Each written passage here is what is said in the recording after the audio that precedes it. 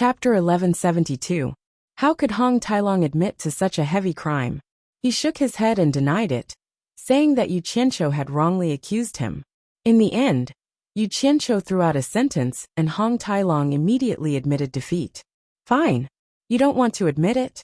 I'll go argue with Coiling Dragon God and ask him to clarify this matter with you. Yu Qianqiu turned around and was about to leave. Hong Tailong panicked on the spot. He grabbed his shoulder and turned around, smiling apologetically. We can talk about it slowly. There's no need to trouble old ancestor. Some things have happened too long ago. I might have remembered it wrongly. Let me think about it. Yu Qianqiu sneered and asked coldly. Then did you remember anything? Hong Tailong revealed a look of contemplation and said slowly. Now that you've reminded me, I do remember something. There seem to be two ways to return to the divine realm. I heard that old ancestor Coiling Dragon opened up a space in the Netherworld, which is the Netherworld Divine Manor. There's a secret passage that leads to the divine realm, directly to the Dragon Clan's Divine Dragon Mountain in the divine realm. Only people of my Dragon Clan can find it. Also, when the Netherworld River Black Carp of the Netherworld River Aquatic Race successfully leaps through the Dragon's Gate, our Dragon Clan will send a Pegasus carriage down to the divine realm. Yu Qianqiu was stunned. Putting aside the passage to the divine realm in the Netherworld Divine Manor, he had personally experienced the black carp leaping through the Dragon's Gate and the Pegasus carriage. He had even sat on the Pegasus carriage, but he never dreamed that it led to the divine realm. If he had known earlier, he would have gone to the divine realm to take a look. After feeling regretful, he came back to his senses and asked again. That's it? Tell me honestly, how much of what you said before was false? Squeeze it dry and say it again. Otherwise, you'll have to explain to Coiling Dragon God yourself. Hong Tailong immediately begged on the verge of tears. Everything else I've said is the truth. Just like what you've said, I'm afraid that I won't be able to answer to the old ancestor. So I discussed with Yi Tiankong and purposely got trapped here, so that I can answer when I'm found. Otherwise, do you think I like being trapped here? Even if Patriarch Coiling Dragon were to interrogate him directly, the result would still be the same. In that case, let Patriarch Coiling Dragon come and interrogate him face to face. Yu Qianqiu smirked as he flew along the green flames spewing out from the green lotus. Hong Tailong was dumbfounded on the spot. Then, he started pounding his chest and stamping his feet in apprehension. He looked as if he was regretting that a disaster was about to befall him. Suddenly, he raised his head and saw Yu Qianqiu flashing back. He was stunned. Yu Qianqiu looked at him for a while, then frowned and said in a deep voice, After thinking about it, I still feel that I should give you a chance to redeem yourself. Besides, it's not easy to meet the Coiling Dragon God. I wonder if you're willing to cherish this opportunity? The reason why he had left earlier was actually to trick Hong Tailong. Reality proved that Hong Tailong really did not hide anything. Otherwise, he would have definitely called out to him. Thus, he had turned back. Hong Tailong wasn't really an idiot. He more or less saw through his intentions. He immediately smiled bitterly and said, Of course I'm willing. I wonder how I can redeem myself. Yu Qianqiu looked at him with an awe-inspiring gaze. His expression suddenly turned solemn as he said word by word, Complete your unfinished mission, and help me mete out punishment on behalf of the heavens. After that, other than yourself, no one will mention the matter of you colluding with Yi Tiankong. He wanted him to work for him. Hong Tailong cupped his fists and said with a bitter expression, I dare not to obey. I hope you remember your words. I'll help you get out of trouble right now. Yu Qianqiu didn't have the time to continue arguing with him. He directly dived into the boiling lava. Hong Tailong was stunned for a moment before he also jumped in. The bare-bottomed child silently sat on the green lotus and looked at the surging lava river. No one knew what he had understood or what he had thought of. At the bottom of the surging lava river that was several hundred meters deep, there was a space shrouded in purple mist. Within it, there was a transparent purple crystal that was the size of a small hill. 2 golden chains were pressed underneath it. Yu Qianqiu extended his palm to sense it. He was instantly shocked. So this entire purple crystal was actually condensed from the purple fire element. How much purple fire element was needed to condense such a large crystal? The entire purple crystal seemed to be secretly communicating with the entire heaven and earth. It was firmly embedded there. In order to move it, one would undoubtedly need a power that could shake the entire world. No wonder it could suppress Hong Tailong and prevent him from escaping. Yu Qianqiu, who was pushing his palm forward, slowly closed his eyes. The hazy purple mist began to slowly revolve and spread in all directions, silently returning to the heaven and earth. Purple mist rapidly rose from the purple crystal, and at the same time, it was also slowly shrinking. Half a day later, the entire purple crystal had completely dissipated. Hong Tailong's arms trembled, and the golden chains were controlled by him like they were his fingers. They quickly fell from his wrists, and he opened his mouth and directly sucked them into his stomach. Yu Qianqiu was stunned. He couldn't help but ask, "How did you eat it into your stomach?" Hong Tailong looked at his arms that had regained their freedom and laughed heartily. "There's a space in the stomach of my dragon race. It's just like your storage space. It's used to store things. So that's how it is." Yu Qianqiu looked at his stomach and felt a chill. He waved his hand and said, "Since you're already free, come with me." Hong Tailong was in high spirits. He readily agreed. He then asked curiously, "Where are we going?" The boiling lava flowed in the sky, but not a single drop fell. It illuminated the underground space with a red light. Yu Qianqiu raised his head and narrowed his eyes. Jin Tai and Bai Qi have opened the seal to the demonic realm. Now, Demon Lord Three Knights is leading the demonic realm army to sweep across the immortal and netherworld. I've personally witnessed Demon Lord Three Knights slaughtering over 200 million immortal realm cultivators. They don't even want to let the human realm off. Previously, it was precisely because the demonic realm army attacked that I activated the demonic ghost immortal punishing formation to deal with them. They probably won't barge into the human realm before they understand the situation here. Jin Tai and Bai Qi opened the passage to the demonic realm. Hong Tailong couldn't help but be shocked. His red brows furrowed. He recalled that Demon Lord Three Knights was Yi Tiankong's father. He then asked in a heavy voice, "You mean you want me to help you deal with the demonic realm army?" "I don't mind telling you the truth. I've been to the demonic realm before. I have the strength to fight against Demon Lord Three Knights' great demon king. But I'm definitely not Demon Lord Three Knights' opponent." Yu Qianqiu shook his head. "We'll deal with Demon Lord Three Knights one step at a time. What we need to do now is to stop them from harassing this human realm. The passage to the demonic realm is still sealed, but we need to destroy the immortal Ascension stage to cut off any possibility of them barging in. Most importantly, we need to find a way to seal the passage to the netherworld and completely cut off any possibility of them entering this human realm. You should know how to seal the passage between the two realms, right? It's a pity I don't know sealing techniques." Hong Tailong stared at the slightly disappointed Yu Qianqiu with a burning gaze.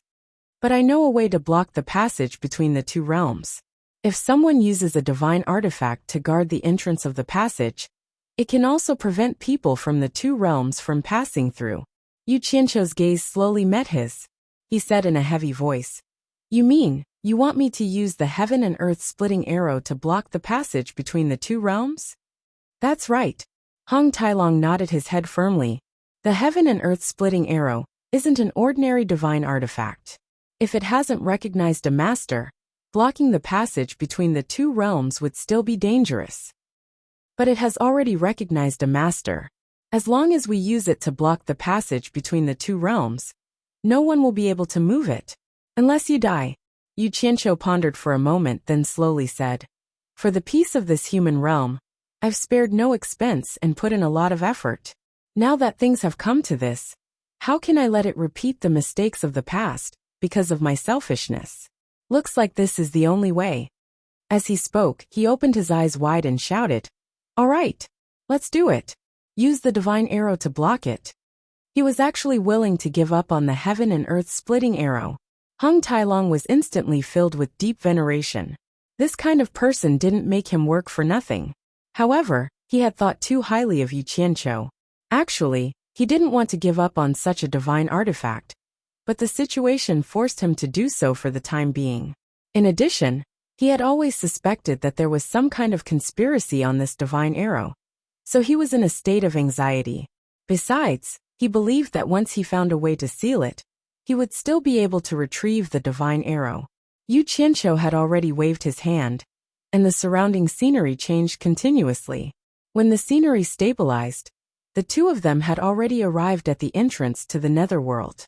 When Hong Tailong saw the sea of netherworld flames in front of him, he immediately turned around to take a look.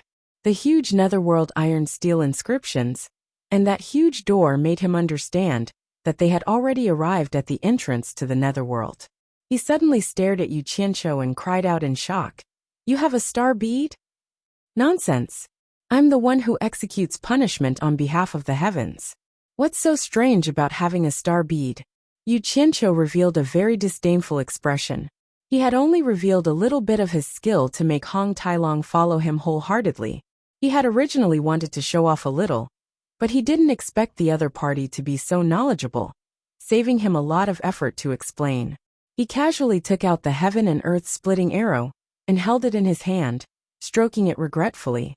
Then, he resolutely and forcefully pushed open the door to the netherworld. Sharp eerie winds instantly gushed out like ink. The divine arrow entered the crack of the door, and he shouted, "Expand!" The entire divine arrow immediately shone with golden light, and it rapidly grew longer and thicker, expanding the door to the netherworld. Only when half of the arrow was inside, and the other half was outside, did the eerie winds cease. Seeing that Yu Qianqiu had really given up on the heaven and earth splitting arrow, Hong Tailong was incomparably moved.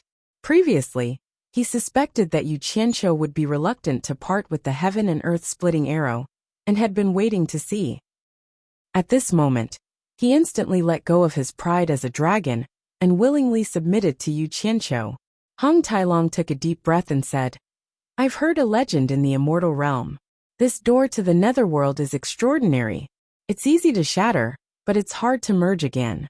If someone can use the true Samadhi fire to completely erase the various forms of life on the door, and merge the entire door together seamlessly, separating the yin and yang, then the yin and yang will be severed. The entire door to the netherworld will disappear, and the netherworld passage will also disappear completely. There's such a thing."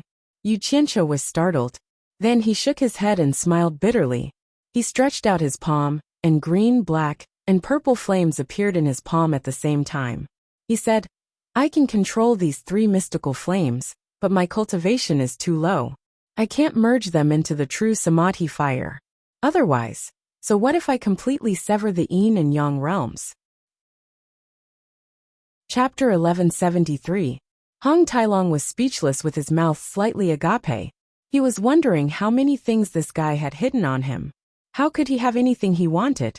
Furthermore, each and every one of them was unimaginable.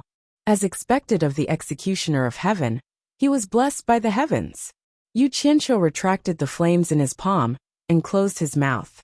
"Since you possess three types of true fire, you must be proficient in the art of controlling fire. It won't be difficult to fuse them into the Samadhi true fire." Hong Tailong smiled faintly and said, "I can use the divine dragon empowerment technique to transfer a portion of my cultivation to you, so that you have enough cultivation to fuse with the Samadhi true fire. However, it will take a long time. Without at least half a year of comprehension, it will be difficult to fuse them." Yu Qianqiu's eyes lit up at first, but he shook his head with a bitter smile and said, "Half a year? I can do many things in this half a year. Now is not the time. Thank you for your kind intentions, but this is the time where I can use you. Preserving your cultivation is more useful to me." Seeing that he was able to resist the temptation of transferring his cultivation, Hong Tailong fell into deep thought, as if he was hesitating about something. After a long time he slowly said, "There is another way. That is to devour the fire spirit, one of the 5 spirits of heaven and earth. Let the fire spirit's innate comprehension of fire fuse with you, and you can quickly fuse them into the Samadhi true fire." Fire spirit? Yu Qianqiu mocked himself. Let alone devouring the fire spirit, I can even devour the 5 spirits of water, fire, metal, wood and earth. Hong Tailong was stunned and said, "What do you mean?" I know all of the 5 elements control arts. What do you mean? Yu Qianqiu said disapprovingly. There was not a trace of pride on his face. What? Hong Tailong was shocked again, and was stunned for a long time before he said anxiously. You know all of the 5 elements control arts? How is that possible? How can a person cultivate all of the 5 elements control arts? What happens when the 5 elements clash? Don't you feel uncomfortable? You should have told me this earlier. I have already practiced it. What's the use of saying it now? Besides, I don't feel uncomfortable at all. Yu Qianqiu shrugged. Then, he stretched out his left hand, and a water dragon appeared. It swam one round and ran back. With a stretch of his right hand, an earth dragon emerged and circled around before returning. Following that, a golden dragon appeared from each of his hands, and he kissed the greenwood elemental dragon. After separating, he retracted his hands. His shy and bashful look after having an affair was simply vivid and lifelike. Hong Tailong was instantly dumbfounded. The corners of his mouth twitched incessantly, and he screamed madly in his heart that there was no justice in this world. This guy's body is simply a treasure trove, as expected of the person who executes punishments on behalf of the heavens. However, can a person who executes punishments on behalf of the heavens be so extravagant and unscrupulous? He was simply a person who was blessed by the heavens. If they were in the god realm, they would be envied to death. Hong Tailong no longer had any doubts about Yu Qianqiu's identity as the heavens executioner. He dared to pat his chest and guarantee that if he were to admit the wrong person again, he would dig his eyeballs out and feed them to the dogs. Let's go. We'll go to the dense fog forest and completely destroy the immortal Ascension stage. Just as Yu Qianqiu was about to wave his hand and teleport away, Hong Tailong held his hand inside. I know where the fire spirit is. And Yu Qianqiu was startled. His eyes quickly lit up as he asked, Where? You've already met him twice. Hong Tailong retracted his hand inside. Yu Qianqiu was instantly confused. Hong Tailong had been trapped for so many years, and this was the first time he had come out with him. However, he said that he had already met him twice. Just who could it be? Suddenly, a thought flashed through his mind. He recalled the kid who slept on the green lotus with his buttocks naked. He said in astonishment, Could it be that kid in the green fire? Apart from that kid, he really couldn't think of anyone else that Hong Tailong knew he had met twice. Furthermore, that kid was actually sleeping in the fire. His background was truly unimaginable. Sigh, this is all fate. Only now do I understand why someone inexplicably gave me 9 precious green lotus fire seeds when I was about to leave the divine dragon mountain. Hee, feelings are all prepared for you. It's all destined and arranged. Hong Tailong looked at Yu Qianqiu and shook his head with a bitter smile. That's right, it's Qing air. Originally, the 9-petaled green lotus could nurture 9 fire spirits. Unfortunately, you stole the green fire at the critical moment of nurturing them. Hence, 8 of them died prematurely. Yu Qianqiu took a deep breath. Although that fat kid was crafty, he really couldn't do anything to him after he devoured him. He originally thought it was Hong Tailong's grandson. He didn't expect it to be a fire spirit. After a moment of silence, he shook his head with a bitter smile. Then forget it. I really can't do it.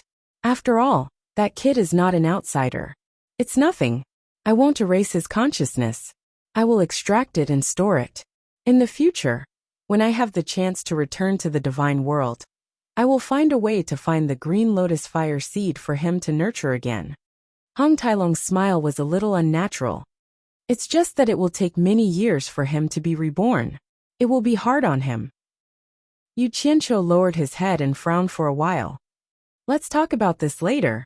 Let's go destroy the immortal Ascension stage first.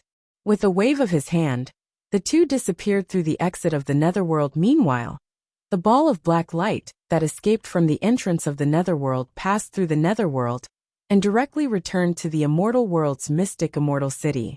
Demon Lord 3 Knights, who occupied the newly constructed branch of Unrequited Love Palace, was sitting high above. Currently, almost no one in the netherworld or immortal world dared to resist the demon world's army. Wang Qing and his son had also escaped into the netherworld god palace. Below, A few great demon kings were discussing how to provoke the netherworld god palace. At this moment, a cry of alarm came from outside. Everyone turned to look and saw a ball of black light charging into the main hall and floating in the air. A majestic and ancient aura immediately filled the entire main hall, shocking everyone's soul. The few great demon kings and uniquely, who was standing beside Demon Lord 3 Knights, all knelt down on one knee in shock. They shouted in unison, "Greetings, Lord Demon God." The Demon Dao generals who came to capture the intruder, and the Demon Dao generals, sitting inside the main hall, all trembled. Jin Tai was among them, while Bai Qi had gone to the netherworld. Everyone didn't expect this ball of black light to be the arrival of the legendary demon god. They immediately knelt down and shouted in worship. Demon Lord 3 Knights, on the other hand, had never come into contact with the demon god before. When he saw everyone's actions, he sucked in a cold breath. Just as he got up and was about to kneel down, he heard Yan Juixing's urgent voice. "Demon Lord, save me." Everyone was stunned and looked up. A red light flashed in Demon Lord 3 Knights' eyes. When he saw Yan Juixing's nascent soul, he immediately stopped kneeling and said in shock, "Yan Juixing, how did you become like this? Where's your corporeal body?" The others also stood up in shock, feeling like they had knelt for nothing. Yan Juixing, who was in the black light, immediately recounted the tragic experience of him, Li Tian, and the other 3 great demon kings barging into the human world. In the end, he emphasized with grief and indignation, "If it wasn't for Lord Demon God breaking through the void and rushing over from the divine world to save me, I would have been like great demon King Li Tian and the others, turning into ashes. Demon Lord, please find me a suitable corporeal body." Everyone sucked in a cold breath. They didn't expect Yu Qianqiu to be so powerful. He actually hit such a terrifying killing move and instantly killed everyone. What was even more shocking was that in order to save Yan Juixing, Lord Demon God had instantly broken through the void from the divine world and descended into the human world. Just how powerful was his cultivation? It was simply unimaginable. Many people's gazes were filled with extreme reverence. There was even reverence in them. They couldn't wait to see Lord Demon God's glory with their own eyes. Demon Lord 3 Knights clenched his fists tightly. He was actually trembling in excitement because of Demon God's divine ability. He was also honored by the glory of his ancestors. In the past, there were actually many people who doubted whether Yan Juixing was Lord Demon God's personal disciple. They were very suspicious about him becoming the Vice Palace Master of Demon Palace, and felt that it was impossible. Why would Lord Demon God choose a personal disciple from the divine world to the human world? However, everything that happened in front of them made everyone dispel their suspicions. They were extremely respectful to Yan Juixing and didn't dare to underestimate him in the slightest. Demon Lord 3 Knights felt that it was a great pity that he couldn't see his ancestors' shocking glory with his own eyes. That was the god he had heard everyone around him praise since he was young. It was the source of his pride. Lord Demon God's glorious achievements had already been engraved in his bones. He had always wanted to repeat that proud legend. He calmed his excited emotions and slowly let out a breath. He tilted his head slightly to look at Uniquely beside him. Uniquely nodded in understanding. His gaze quickly swept across the crowd and finally landed on a guard at the door. He discovered that his cultivation and physical body matched Yan Juixing's nascent soul. Suddenly, he grabbed at the air, and a gust of wind blew in the hall. That person was sucked over without any ability to resist. After being grabbed by the shoulder by Eunuch Li, he immediately understood that he was about to be possessed. He immediately cried out, "Demon Lord, spare me! Demon Lord!" Before he finished speaking, Eunuch Li had already slapped his head. Several white halos of light repeatedly expelled the dark red blood mist from his body. Suddenly, the white halos of light quickly retracted. Eunuch Li pinched open the guard's mouth and twisted it towards the black light that was enveloping Yan Juixing's nascent soul in the air. With a whoosh, the black light directly entered the person's mouth. That person's abdomen swelled and squirmed, and then there was no more movement. Eunuch Li casually picked up that person by the waist. Without saying anything to anyone, he turned around and went to the back hall. After everyone present witnessed this scene, They all kept quiet out of fear, not daring to say anything. Demon Lord Three Knights' gaze swept across the hall and landed on Jean Tai's somewhat strange expression. He shook off his scarlet cloak and sat down. He coldly asked, Jean Tai, what's going on in that human realm? I heard that you and Bai Qi joined hands to fight a person called the Demon Lord of 10,000 Swords. You even suffered a great loss. I believe you know the situation there better than us. Jean Tai hurriedly walked to the center and bowed. Demon Lord, what's going on in that human realm? Back then, that Demon Lord of 10,000 Swords appeared strangely. This subordinate even suspected that he was someone from the demon realm. From what Vice Palace Lord said, it was likely that the Demon Lord of 10,000 Swords' heaven and earth splitting arrow that heavily injured them. I didn't expect that it had already fallen into Yu Qianqiu's hands. However, the heaven and earth splitting arrow back then didn't seem to have such great power. This subordinate is also a little confused.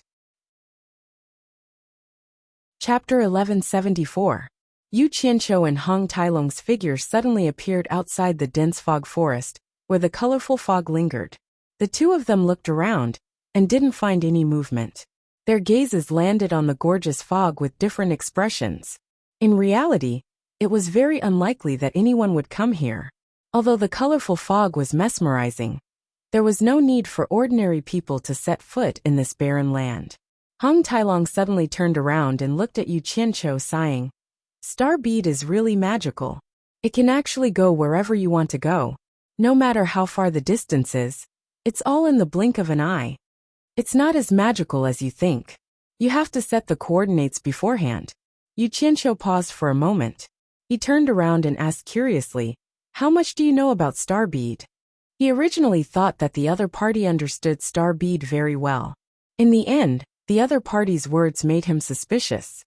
I'm not too sure. I've only heard rumors that it's a divine artifact refined by Tao. Every bead might have different functions, but those who can use star bead are people who can inherit Tao. Hong Tailong looked at Yu Qianqiu with a complicated gaze. There was also some envy in it. Yu Qianqiu smiled disapprovingly. He didn't even know who Tao was, let alone inheriting Tao. Just the star bead that he knew had already changed owners 3 times. First, it landed in Bai Changchun's hands. Then, it landed in Bai Suzhen's hands. Finally, he picked it up. It had nothing to do with inheriting Tao. However, he only kept these words in his heart. He wouldn't tell Hong Tailong. However, he was still rather interested in that mysterious Tao. He asked, who exactly is that Tao? I've heard people mentioning it several times, but they didn't mention it in detail. Can you tell me about it? Hong Tailong shook his head and said, I've only heard of it. I've never seen it. It seems that only a few people have seen it. However, my dragon race and phoenix race have always obeyed him. Damn it. Seems like experts like to play mysterious. Yu Qianqiu curled his lips in disdain and looked at the dense fog forest again. What do we do now? Hong Tailong looked at the 7-colored fog with a perplexed expression. Then he said decisively, go in. First, I'll destroy the immortal Ascension stage and naturally cut off the connection between the immortal world and the human world. Then I'll take the soul-forming smoke. All right. Yu Qianqiu waved his hand, and the two of them disappeared. In the blink of an eye, they reappeared in the golden square.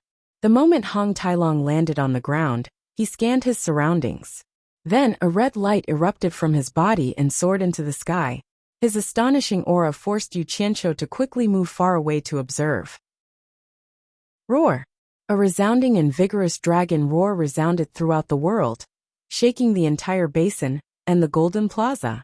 The rainbow-colored clouds in the surroundings began to surge. After the red light that pierced through the heavens and the earth vanished, a 200-jong-long red dragon stretched out its claws. Its imposing aura was unstoppable. After its body, which was covered in red scales, curled up and swam back, the arrogant dragon shows remorse suddenly raised a gust of wind and plunged down. Boom! The altar in the center of the Golden Plaza was smashed deep into the ground. Then, the huge red dragon rapidly circled around the huge basin. The huge dragon's fangs opened its mouth and sucked in crazily. All the gold bricks, gold nuggets, gold pillars, and other gold objects on the Golden Plaza were sucked into its stomach in just a short while. The entire dazzling Golden Plaza immediately became a scene of devastation. Then, the huge red dragon shook its head and tail at lightning speed, crazily crashing into the surrounding mountains and basins. Rumble. Amidst the rumbling sounds, Yu Qianqiu sucked in a breath of cold air and quickly dodged to the sky to observe the situation. He saw that the huge basin below had completely collapsed in just a moment's time. Everything had been razed to the ground. The rainbow-colored fog that had gathered in the surroundings had also lost its restraints and started to disperse with the wind. Ayo! The dragon roared once again. The huge red dragon soared into the sky and looked down at the vast land. Looking at the huge dragon beside him with its 4 claws wide open and its long body wriggling with the sound of wind and thunder, Yu Qianqiu was so excited that he actually dodged and stood on the huge dragon's ferocious head.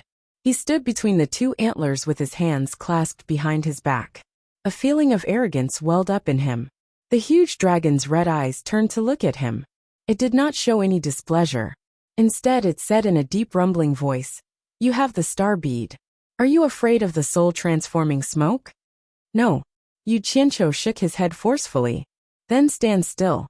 I'm going to take this soul-transforming smoke. I can't let it wreak havoc on the world." "Ewo!" The dragon roared angrily in the sky. The huge red scales on its body slightly opened up.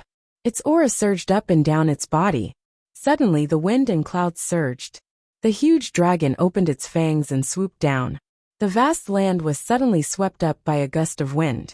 A strong suction force carried the rainbow-colored fog into the huge dragon's mouth like a rainbow. The huge dragon soared into the sky and danced around, chasing after the scattered rainbow-colored fog. After sweeping away all the rainbow-colored fog, the huge dragon shook its head and waved its tail as it soared into the sky. After circling around its surroundings once, "Ayo!" Another resounding dragon roar shook the heavens and the earth. Without any hesitation, it directly rode the wind and climbed the clouds, flying across the sky towards the horizon. Dragon's roar of the 9 heavens changes. Hong Tai Long might have been trapped underground for a long time. It had been a long time since he indulged himself in the sky. From time to time, he would let out a deafening roar to vent his emotions. Yu Qianqiu expressed his understanding. He did not stop Hong Tai Long and allowed him to soar into the sky. Meanwhile, he was also enjoying the legendary feeling of riding a dragon. No matter how fierce the wind blew against him, his green robe fluttered in the sky. He felt that his life was not in vain. However, it was after all a huge fellow flying in the sky, coupled with Hong Tai Long's deafening roars from time to time. It was hard for the mortals on the ground not to notice it. However, no one could see the tiny Yu Qianqiu standing on the dragon's head. "Look, what's that in the sky? Divine dragon! It's a divine dragon! It's a divine dragon! Everyone look, it's a divine dragon!" Passing through the borders of Huaxia, the mortals on the ground raised their heads and pointed at the sky. Everyone who could walk rushed out of their houses or onto the streets, pointing at the sky. Hong Tai Long seemed to enjoy the feeling of being the center of attention and admiration again. It was as if he had found the supreme glory that belonged to the dragon race. He intentionally slowed down his flying speed and roared even more frequently, as if he was afraid that others could not see him. When he saw a city with many people, he would even fly a few rounds in the sky to show off, flying towards the most crowded places. Yu Qianqiu did not know whether to laugh or cry. This Hong Tai Long was old, but he was still a flirtatious dragon. If he had known earlier, he would have dragged some people to see the scene of him being imprisoned. In the sky above Huaxia's capital city, a few dragon roars shook the entire city. In the blink of an eye, the streets were filled with people, pointing at the dragon flying in the sky. Endless sounds of astonishment and commotion rose and fell. In the palace, Shi Wenguang and the officials were discussing matters when they suddenly heard the shocking dragon roar. Another guard ran over to report that there was a dragon flying in the sky. Shi Wenguang and the officials immediately ran out to watch the commotion. The imperial concubines of the imperial concubines also stood outside and looked up at the sky. In the imperial preceptor Yong Zhen's residence, a stream of light shot into the sky. Sure Xiaotian stood tall in the sky, looking at the dragon flying in circles in front of him. Other than shock, he was also on high alert. He vaguely realized that there was someone standing on the dragon's head. When Hong Tailong's vanity was satisfied, and he left, Sure Xiaotian suddenly realized that the person riding on the dragon was actually Yu Qianqiu. Yu Qianqiu, who was standing with his hands behind his back, also noticed him. He nodded at him and smiled. The dragon instantly flew past the petrified Sure Xiaotian. Sure Xiaotian was startled awake by the strong wind and immediately shouted, "Boss!" He quickly chased after him. Yu Qianqiu turned to look at him, and waved his hand with a warm smile, indicating for him to go back. He then turned back and scolded softly, "Hong Tailong, have you had enough of being coquettish? If someone familiar sees you, they would think that I like to show off. I've only come out for a breath of fresh air after over 100,000 years. I've lost my composure. Please forgive me." Hong Tailong chuckled. With a shake of his body, he quickly adjusted his direction and increased his speed, flying straight for the demon region. How could Sure Xiaotian catch up to Hong Tailong's flying speed? Seeing Yu Qianqiu riding the dragon into the horizon, he couldn't catch up no matter how hard he tried. A feeling of helplessness welled up in his heart as he stopped in the sky. His face was filled with desolation. Never in his wildest dreams would he have thought that Boss would be able to ride a dragon and fly in the sky. Every time he saw Boss would give him a surprise that made him envious. Boss's level was getting higher and higher, and he was falling further and further behind. To be honest, the life that Yu Qianqiu had displayed was the cultivation life that Sure Xiaotian had yearned for a long time. Only by cultivating like this could one not cultivate in vain. He had always desired this, but it was a pity that Boss did not bring him along, leaving him with endless melancholy and grief. However, Sure Xiaotian was inexperienced, so how could he know the dangers behind this glory? Little did he know that Yu Qianqiu had purposely pulled Sure Xiaotian out of danger because of their friendship. Humans were always like this. What they could not obtain was what they desired the most. They would often neglect the beauty around them. Not long after the depressed Sure Xiaotian returned to the imperial preceptor Yongzhen's residence, his father, Sure Wenguang, hurriedly rushed over. He pulled Sure Xiaotian aside and asked anxiously, "Was that a divine dragon flying in the sky just now? Was it a divine dragon? Did I see wrongly?" The shock on his face had yet to fade. He had purposely come over to seek confirmation. Sure Xiaotian sighed and slowly sat on the spacious armchair. With a desolate smile he said, "Yes. The one riding the divine dragon was Ol. Mr. Yu." "Ah, it's Mr. Yu?" Sure Wenguang exclaimed. His face was filled with envy as he shook his head and sighed. After a long time he said, "Riding the divine dragon to fly in the sky. Mr. Yu is really a godly person. Why didn't you invite him over?" Wanting to see Yu Qianqiu was a pretense. In fact, he did not like to see Yu Qianqiu at all. This was because he was used to being an emperor, and was used to being high and mighty. He was a little conflicted about bowing to others. In fact, he really wanted to see the legendary divine dragon up close. Mr. Yu Qianqiu has other matters to attend to, so it's inconvenient for him to come. Sure Xiaotian squeezed out a smile and said, "Father, you should go back to handle the affairs of the country. I'm going to cultivate in seclusion." Sure Wenguang sighed and left, leaving Sure Xiaotian paralyzed on the armchair. In his mind, he recalled the awe-inspiring scene of his boss riding the divine dragon. It was a pity that he could not share in the glory. Little did he know that after they parted, the two of them never met again. The scene of Yu Qianqiu riding the divine dragon and turning back to wave at him with a smile became the most unforgettable scene in Sure Xiaotian's long life. He searched for it in the future but could never think of it. He could only reminisce about it. Chapter 1175. The sky was high and the clouds were vast. Not a single trace of green could be seen in the demonic ghost region. It was no longer the demonic ghost region that was covered in dark clouds and overgrown with demonic ghosts. In the vast wilderness, Yu Qianqiu walked around with his hands behind his back. Under his feet was an underground space that spewed out green flames. Below him was a surging lava river. Yu Qianqiu sent Hong Tailong down. But he didn't dare to face the naked fat kid, who was looking at him curiously. He quickly escaped outside, not wanting to hear or see the conversation between Hong Tailong and the kid. Yu Qianqiu walked to a cliff with his hands behind his back and looked around. He was unable to connect the desolate scene before him with the famous demonic ghost region of the past. He silently pondered for a long time. Suddenly, the ground shook, followed by the sound of something breaking through the ground. Yu Qianqiu pursed his lips, but he didn't turn around. Green flames gushed out from the hole on the ground as Hong Tailong slowly rose up with the bare buttocks child in tow. The child looked left and right, curiously looking at this desolate world. This was the first time he had seen the true appearance of this world. A small bird that flew across the sky had aroused his great interest, causing his gaze to chase after it with an unrelenting desire to part with it. Yu Qianqiu. Hong Tailong's voice was heavy as he walked behind Hong Tailong with the kid. Yu Qianqiu slowly turned around and saw the kid cowering behind Hong Tailong in fear, as if he already knew his fate. Yu Qianqiu wanted to squeeze out a harmless smile, but it looked worse than crying. He coughed and smiled bitterly at Hong Tailong. Forget it. Hong Tailong pulled the kid out from behind, squatted down and looked at the kid. What's wrong? Didn't we agree on this? The kid looked at Yu Qianqiu with fear and replied weakly, Grandpa, I'm scared. Hong Tailong buried his head, then raised it and smiled.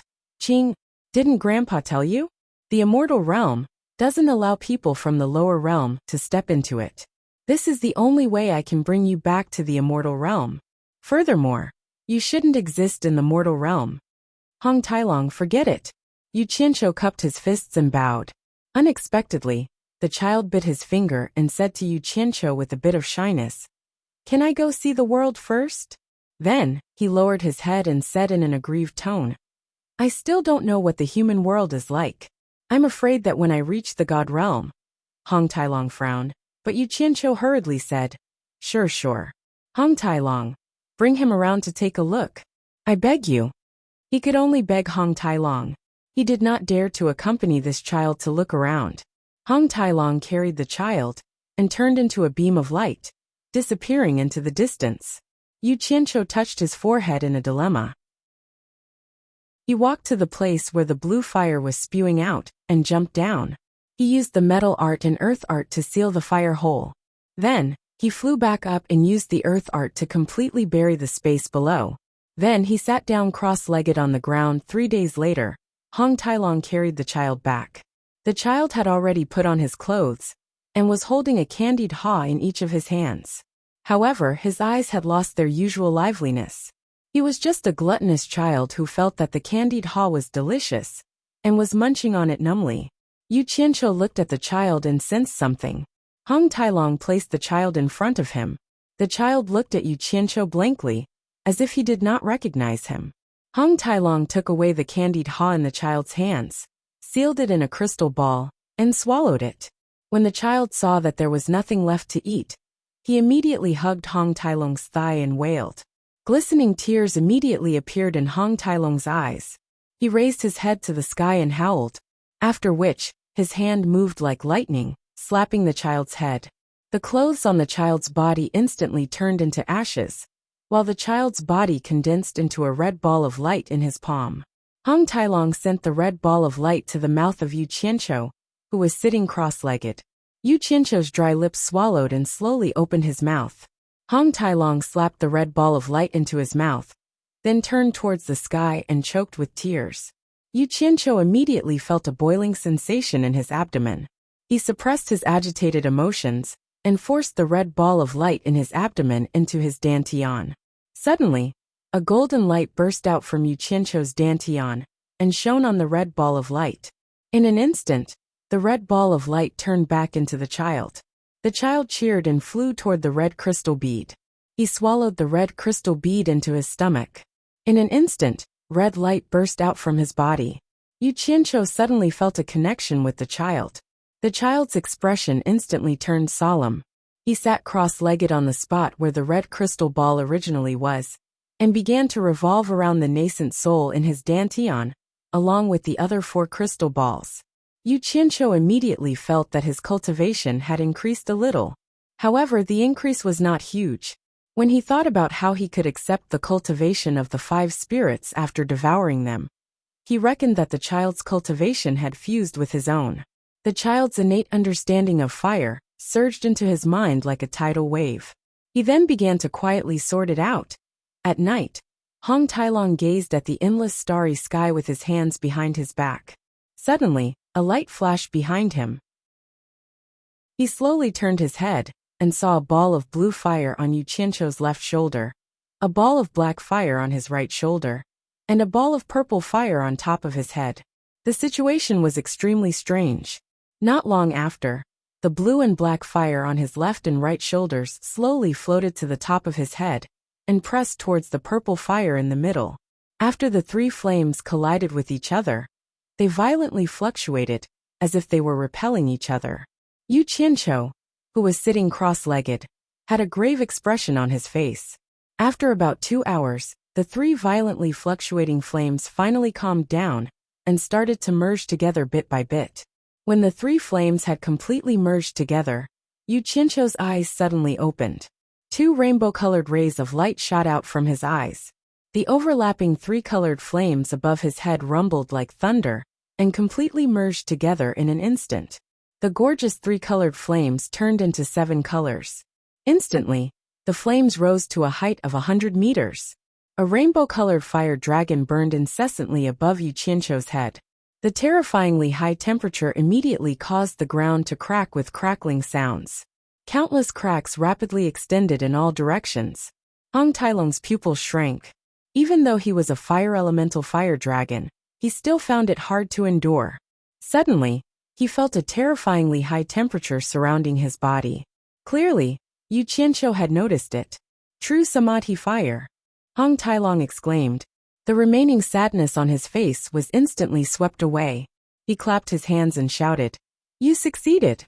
The rainbow-colored rays of light that burst out from Yu Qianqiu's eyes quickly retracted, forming 2 balls of rainbow-colored flames in his eyes. Yu Qianqiu slowly stood up and spread his arms to embrace the heavens and earth.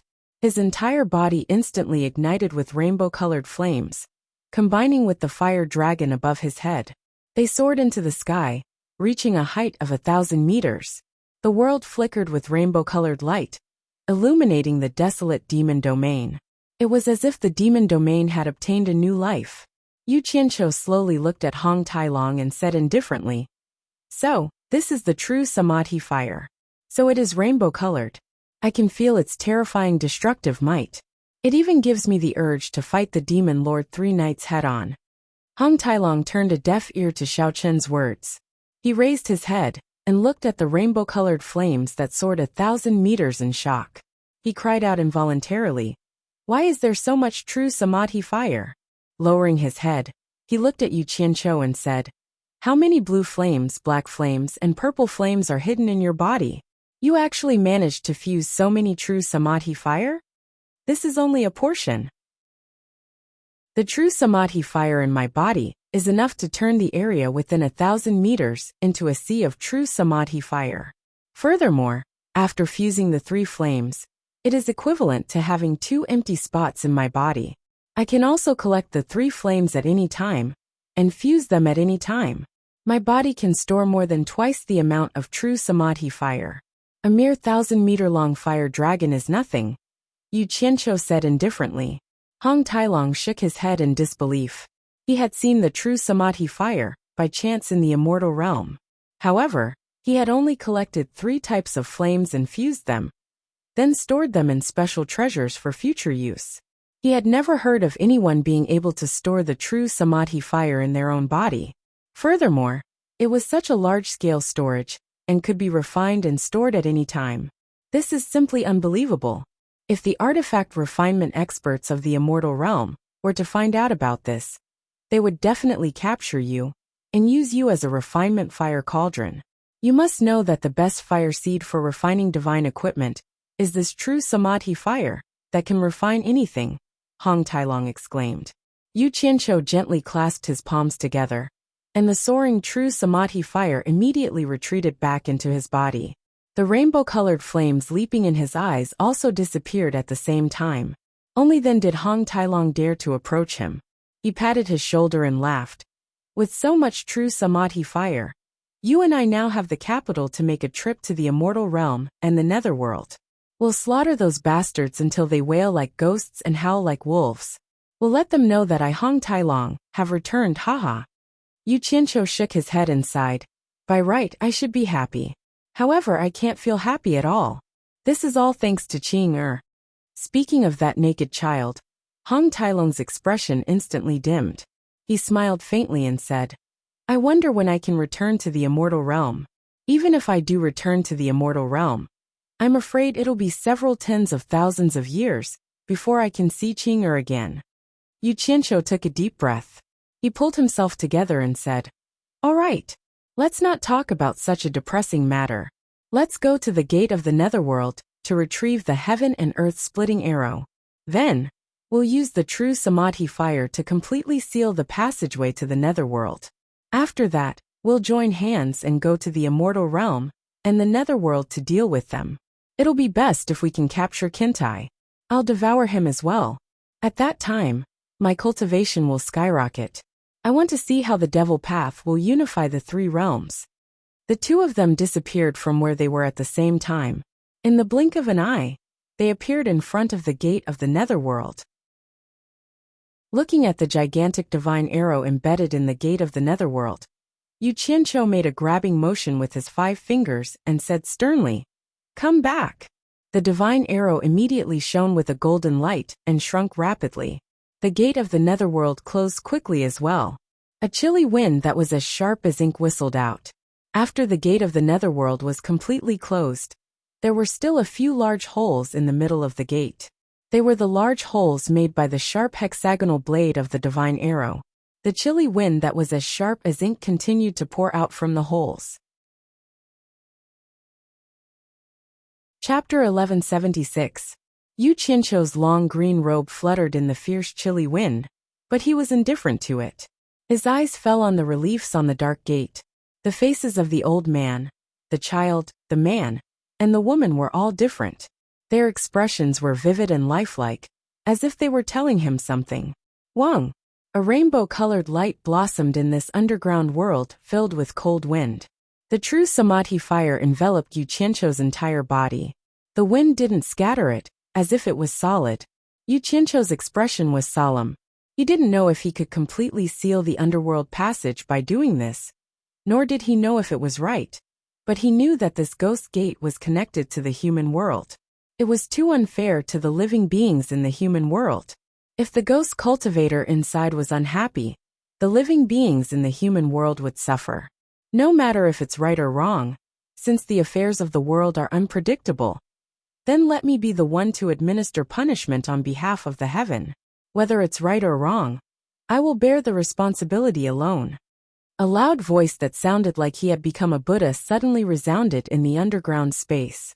Perhaps it was because he had become a demon, but the skeleton sculptures on the walls of the netherworld Iron Mountain immediately reverberated with the same voice. The voice was like the sound of endless Sanskrit. Hong Tai-long's heart suddenly surged with an indescribable solemn feeling.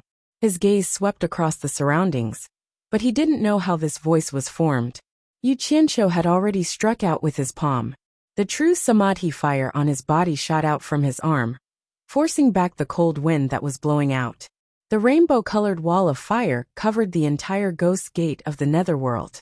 The expressions of the human skulls on the black door gradually changed. Then it slowly melted and disappeared, fusing with the entire door. It was as if all living beings had cut off their extravagant desires towards this world. All greed, anger, and delusion were separated into yin and yang. Dust to dust, dust to dust. The two worlds of yin and yang would never be connected again. The few cracks on the dark door were also gradually melted by the melted black molten iron. The gap between the door and the door frame was also completely closed. Yu Qianqiu withdrew the true samadhi fire back into his body with a serious expression. The mournful, sinister winds completely died down, and the echoes of the Buddhist chants also disappeared. After the two of them looked around, Yu Qianqiu turned around and spread his hands at Hong Tai-long. Didn't you say that after the samadhi true fire sealed the underworld gate, the underworld passage would completely disappear? How come I don't feel anything? Could it be that it completely disappeared just like that? I've only heard of this legend. How would I know if it's true or not? Hong Tailong smiled bitterly. Before he could finish his sentence, he realized that there was something wrong with Yu Qianqiu's gaze as he looked behind him. He quickly turned around and saw that the blazing ghost flames were gradually dying down. The blazing flames from earlier were slowly being suppressed, and the intensity of the flames gradually weakened to the point where there was nothing left. The red molten lava kept on seething. Suddenly, as if a hole had opened up in the ground, all the fiery red molten lava instantly gushed into the depths of the ground. The entire underground space became pitch black, and even with their cultivations, they could not see each other. It was as if they had entered some kind of black hole. Yu Qianqiu immediately became vigilant, afraid that there might be some danger. He immediately wanted to release his divine sense to bring Hong Tailong away, but he realized that he could not release his divine sense outside his body. What made him even more horrified was that his connection with Utopia had been completely severed. He could not leave even if he wanted to. Hong Tailong. Yu Qianqiu opened his mouth and shouted, but he realized that he could not make any sound. He wanted to move his limbs, but he realized that it was just wishful thinking. It was as if his soul had completely lost connection with his physical body, and only his thoughts and consciousness still existed. Damn! How did this happen? Could it be that I've really done something wrong? Is this a punishment for me? Yu Qianqiu shouted silently into the endless darkness. A deep sense of fear rose from the bottom of his heart, but it was mostly filled with indignation and grief. He hysterically wanted to tear apart this endless darkness, but he was powerless to do so. Suddenly, spots of light flashed in front of his eyes, and he saw Hong Tailong, who was just inches away from him. The horrified Hong Tailong also saw him, and the two of them were stunned at the same time. They subconsciously raised their hands, only to discover that they could move. However, their abilities had not returned. The two of them wanted to get closer, but they realized that no matter how fast they walked, they could not get close to each other. This short distance seemed to have become the end of the world. The two of them desperately ran toward each other. However, the two of them fell to the ground in exhaustion, unable to take another step forward. The endless feeling of strangeness almost caused the two of them to break down. They could see each other shouting loudly for them, but not only could they not hear it, neither could the other party. The two of them, who were sitting paralyzed on the ground, seemed to be floating in the endless void. They looked around helplessly, and the nether metal wall that was embossed with countless skulls suddenly became clear. Spots of light constantly floated out from the two empty eye sockets of the skulls.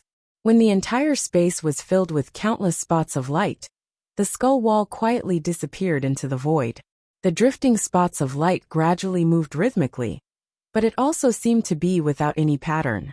Gradually, it formed a scene that looked like a vast starry sky. The two of them suddenly realized that they were sitting paralyzed in the endless starry sky, and they were even more shocked. The vast starry sky was weaving an ancient existence. Suddenly, all the stars trembled, and like a meteor shower, they flew toward a certain direction, some even passing through the bodies of the two of them. The two of them looked in that direction, and they saw the door to the netherworld. All the meteor shower easily passed through the wall without any resistance, and the door to the netherworld was not damaged at all. The scene was exceptionally magnificent, and an indescribable feeling of great vicissitudes surged into the hearts of the two of them. When the last spot of light flew through the door, the entire door to the netherworld suddenly distorted, turning into a ball of black light.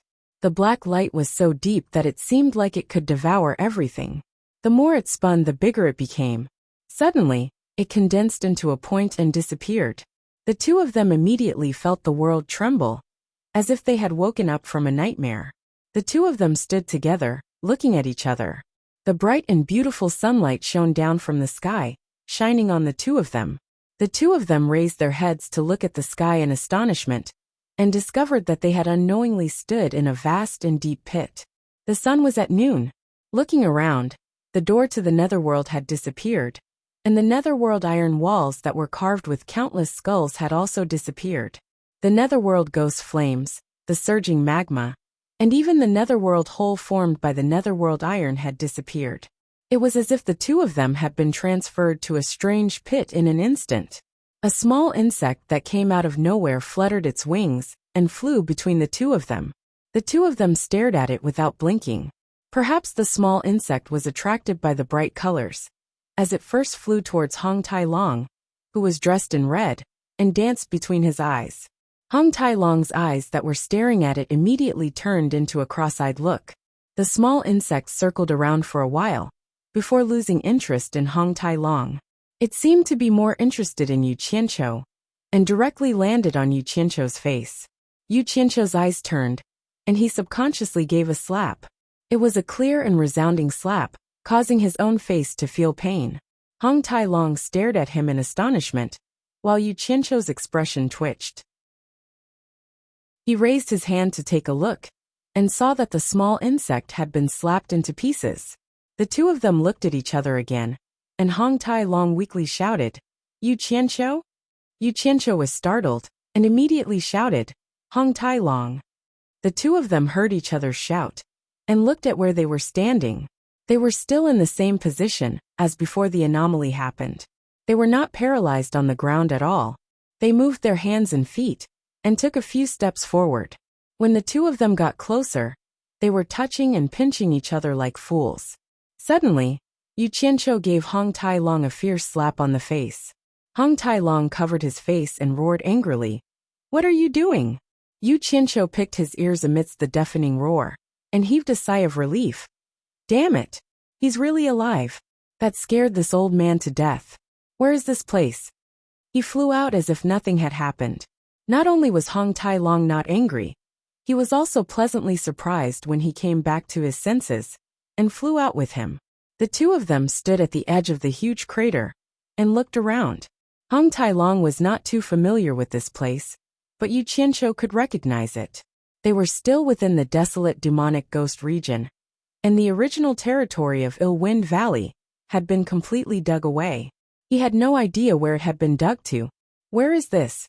Hong Tai Long asked, not daring to be sure. "We're still in the mortal realm where we're doing good deeds." "You're right, the passageway to the netherworld has completely disappeared." Yu Qianqiu raised his head to look at the sun, and realized that the time had already changed from midnight to noon. However, the process that the two of them had experienced would definitely not exceed 4 hours. And it was a very strange experience. "Sigh. It's good that you're fine. I was almost scared to death. I've never encountered such a strange thing before." Hong Tai Long laughed, and patted his chest in relief. After relaxing, he looked at Yu Qianqiu and asked, "What should we do next? Go to the immortal realm and the netherworld?" Yu Qianqiu nodded his head heavily, looked around, and let out a long sigh, and said, "The matters in this mortal realm are more or less settled. It's time to solve the problems in other places. Let's go." With a wave of his hand, the two of them disappeared at the same time. In the Divine Ruin Realm base, Hong Tai Long strolled around with his hands clasped behind his back. When everyone found out that he was the Divine Dragon that the Myriad Swords Demon Monarch rode back then, they looked at him with incomparable shock, especially Wei Chuanqiu and Yin Peng. When the two of them felt the powerful dragon aura on his body, they actually faintly felt uneasy and restless. However, when Hong Tai Long saw the pheasant standing on Wu Lishua's shoulder, he couldn't help but cry out in surprise, "Phoenix! So it's a dragon. Who are you? Why are you so noisy? I don't know you." The pheasant opened its eyes and choked him, then continued to stand on Wu Lishua's shoulder, and closed its eyes to rest. Hong Tai Long was speechless. Originally, he felt that he was quite high and mighty, but he didn't expect that there would even be a phoenix of the same level as him here. His sense of superiority was immediately dampened, and he immediately became more well-behaved, no longer showing off that he was a divine dragon. After Yu Qianqiu gathered the various leaders to inquire about the recent progress, he dragged Hong Tai Long to the Great Snowy Mountain in the Netherworld. Chapter 1177. In the Great Snow Mountain of the Underworld, deep in the snowy plains, there was an ice cliff glowing with icy blue light that had existed for countless years. Silver armor soldier, purple armor soldier, blue armor soldier, and red armor soldier paced back and forth in front of the ice palace's gate, as if guarding the gate. The ice souls inside the ice sculptures shone with brilliant colors. They looked helpless and melancholy, thinking about something. Thousand armor soldier, Demon King 3 Knight has led the army of Demon Dao back to the 3 realms. What do you think? Red armor soldier suddenly turned around and asked silver armor soldier. Purple armor soldier and blue armor soldier turned around at the same time. He's already come out. What can I think? Silver armor soldier stopped in front of a carp ice sculpture. His gaze focused on the eyes of the ice sculpture. There were 2 black ice souls there. Red armor soldier slapped an ice pillar in the pavilion next to him and sighed. We took such a great risk to seal Demon King 3 Knight and the others back then. What a great price we paid. But now the Underworld Emperor has released them, and we've become the dogs of Demon Dao again. Back then, we risked our lives to seal the demon realm, for the peace of the 3 realms. But now, soldier, you're thinking too much. Silver armor soldier looked at him coldly, and said in a low voice. The Underworld Emperor has his reasons for doing this. The other 3 were silent. Within the ice palace, Xue Linglong, who was wrapped in a furry fur coat, fell asleep peacefully again. However, her face still had a sickly flush. The Snow Emperor and Snow Empress both heaved a sigh of relief. They cupped their hands towards Bai Qi, who walked down from the ice bed, and said, Thank you, Emperor of the Underworld. We only talk about friendship, not thanks. Bai Qi smiled elegantly as he stepped on the ice barefoot. This is why I didn't expose our relationship, even in the most difficult times. If I really want to thank you, my 4 brothers should be the one thanking you for taking care of them. Underworld Emperor, you're too kind. The Snow Empress shook her head and smiled bitterly. The true Samadhi fire in Linglong's body is getting harder and harder to suppress. If the Emperor of the Underworld hadn't arrived in time, and used his profound cultivation to suppress it, we wouldn't know what to do.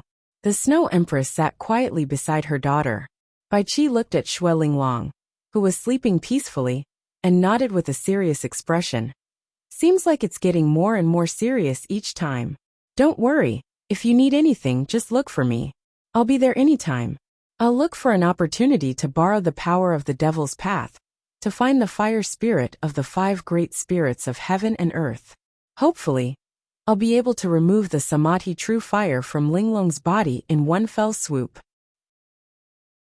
The Snow Emperor and Snow Empress looked at each other. They wanted to say something but hesitated. The Snow Emperor could not help but ask, I heard that the Emperor of the Underworld has released the Demon Lord of 3 Knights and the others? Bai Qi hesitated for a moment. He said, I understand your worries, but you can rest assured. Demon Monarch 3 Knights has already promised me that I will still represent the Underworld, and the Demonic Path Army will not harass you. As for the outside world, you and your wife have never cared about worldly affairs. The changes outside have nothing to do with you. The Great Snow Mountain is still your Great Snow Mountain. I'm just afraid that you won't be able to make the decision when the time comes. The Snow Emperor sighed in his heart. However, there was nothing he could do. He smiled awkwardly and said, Thank you, Emperor of the Underworld. Bai Qi could guess what they were thinking. However, he was also in a difficult position. He still smiled warmly and said, All right. My 4 brothers have troubled you for a long time. I'm here to bring them away with me. We'll meet again in the future. The couple hurriedly sent him off. The 3 of them walked him all the way to the entrance of the ice palace. Silver Armor 1,000 soldiers, and the other 3 also came over to express their gratitude to the couple. Both sides had their own matters on their minds. After exchanging some pleasantries, they were about to leave. Bai Qi and the others had just turned around when they all froze on the spot. Even the Snow Emperor and Snow Empress were no exception. 2 figures suddenly appeared on the ice cliff. Yu Qianqiu and Hong Tailong were startled when they saw Bai Qi and the others. Hong Tailong suddenly laughed wildly and said, You can wear out iron shoes in fruitless searching, but you'll find what you're looking for without even looking for it. Bai Qi, I didn't expect to see us here. Hong Tailong. The 5 of them trembled and exclaimed in unison. Bai Qi was even more shocked as he said, You're not dead yet? Although the Snow Emperor and Snow Empress knew Yu Qianqiu, They didn't know Hong Tailong. Seeing how shocked Bai Qi and the others were, in addition to Hong Tailong's tone, the couple instantly felt that something was amiss. Hong Tailong laughed loudly and said, "What a joke! What can a mere spirit-severing smoke do to me? Bai Qi, you probably didn't expect to see me again even in your dreams. Where is Jean Tyron? Let's settle the score today." Bai Qi suddenly turned around and looked at the Snow Emperor and Snow Empress coldly. "You two betrayed me?" A murderous intent appeared on his face. The couple hurriedly waved their hands and explained, "Emperor of the Underworld, you've misunderstood. Why would we betray you?" "Then how did they know I was here?" Bai Qi shouted sternly. The silver armor 1,000 soldiers, and the other 3 also looked at the couple with murderous intent. The Snow Emperor immediately smiled bitterly at Yu Qianqiu and said, "Yu Qianqiu, why didn't you come earlier or later? Why did you come at this time?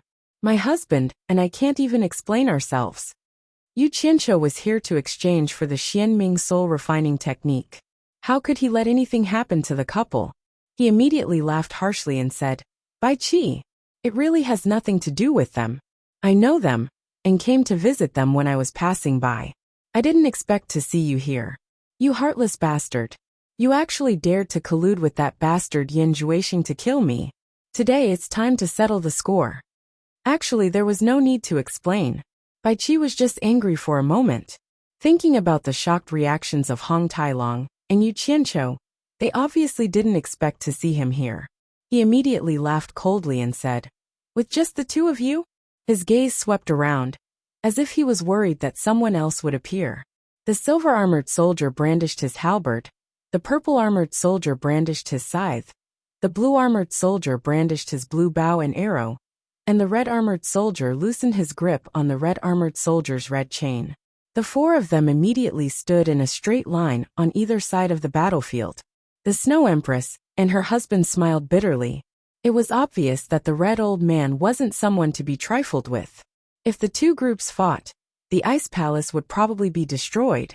The Snow Empress gave a look to the Snow Empress, and the Snow Empress left hurriedly.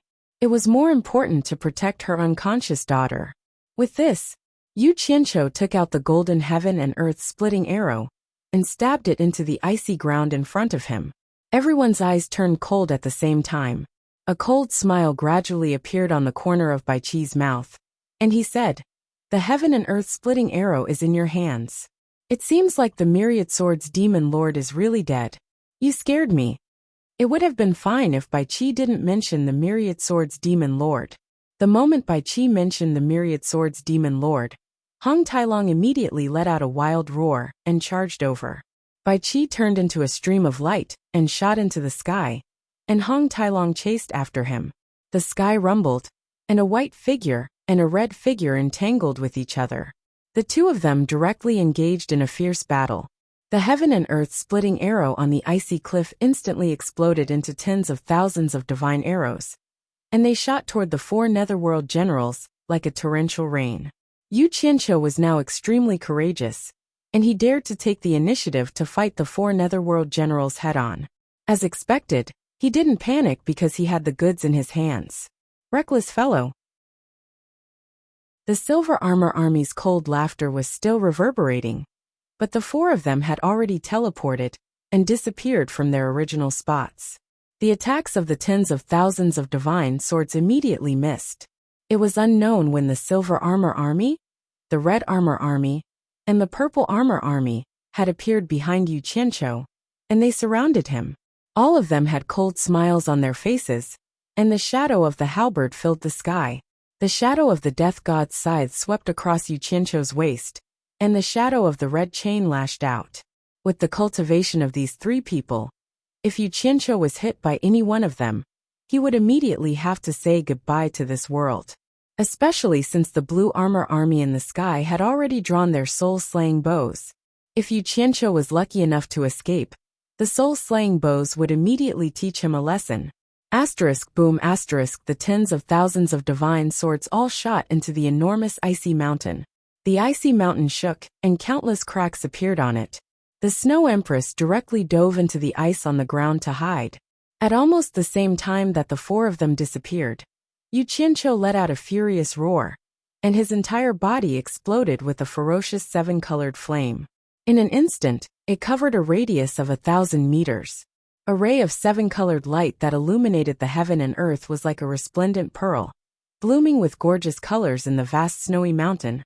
Bai Qi, who was fighting fiercely with Hong Tailong, was already quite shocked. He actually discovered that Hong Tailong's cultivation was far stronger than before, because he didn't know that the Myriad Swords Demon Monarch had used the Divine Dragon Empowerment technique to return half of Hong Tailong's cultivation to him before he died. He didn't have the time to notice that Hong Tailong had already made the first move. In addition, Hong Tailong's dragon body, which belonged to the dragon race, was extremely resistant to attacks.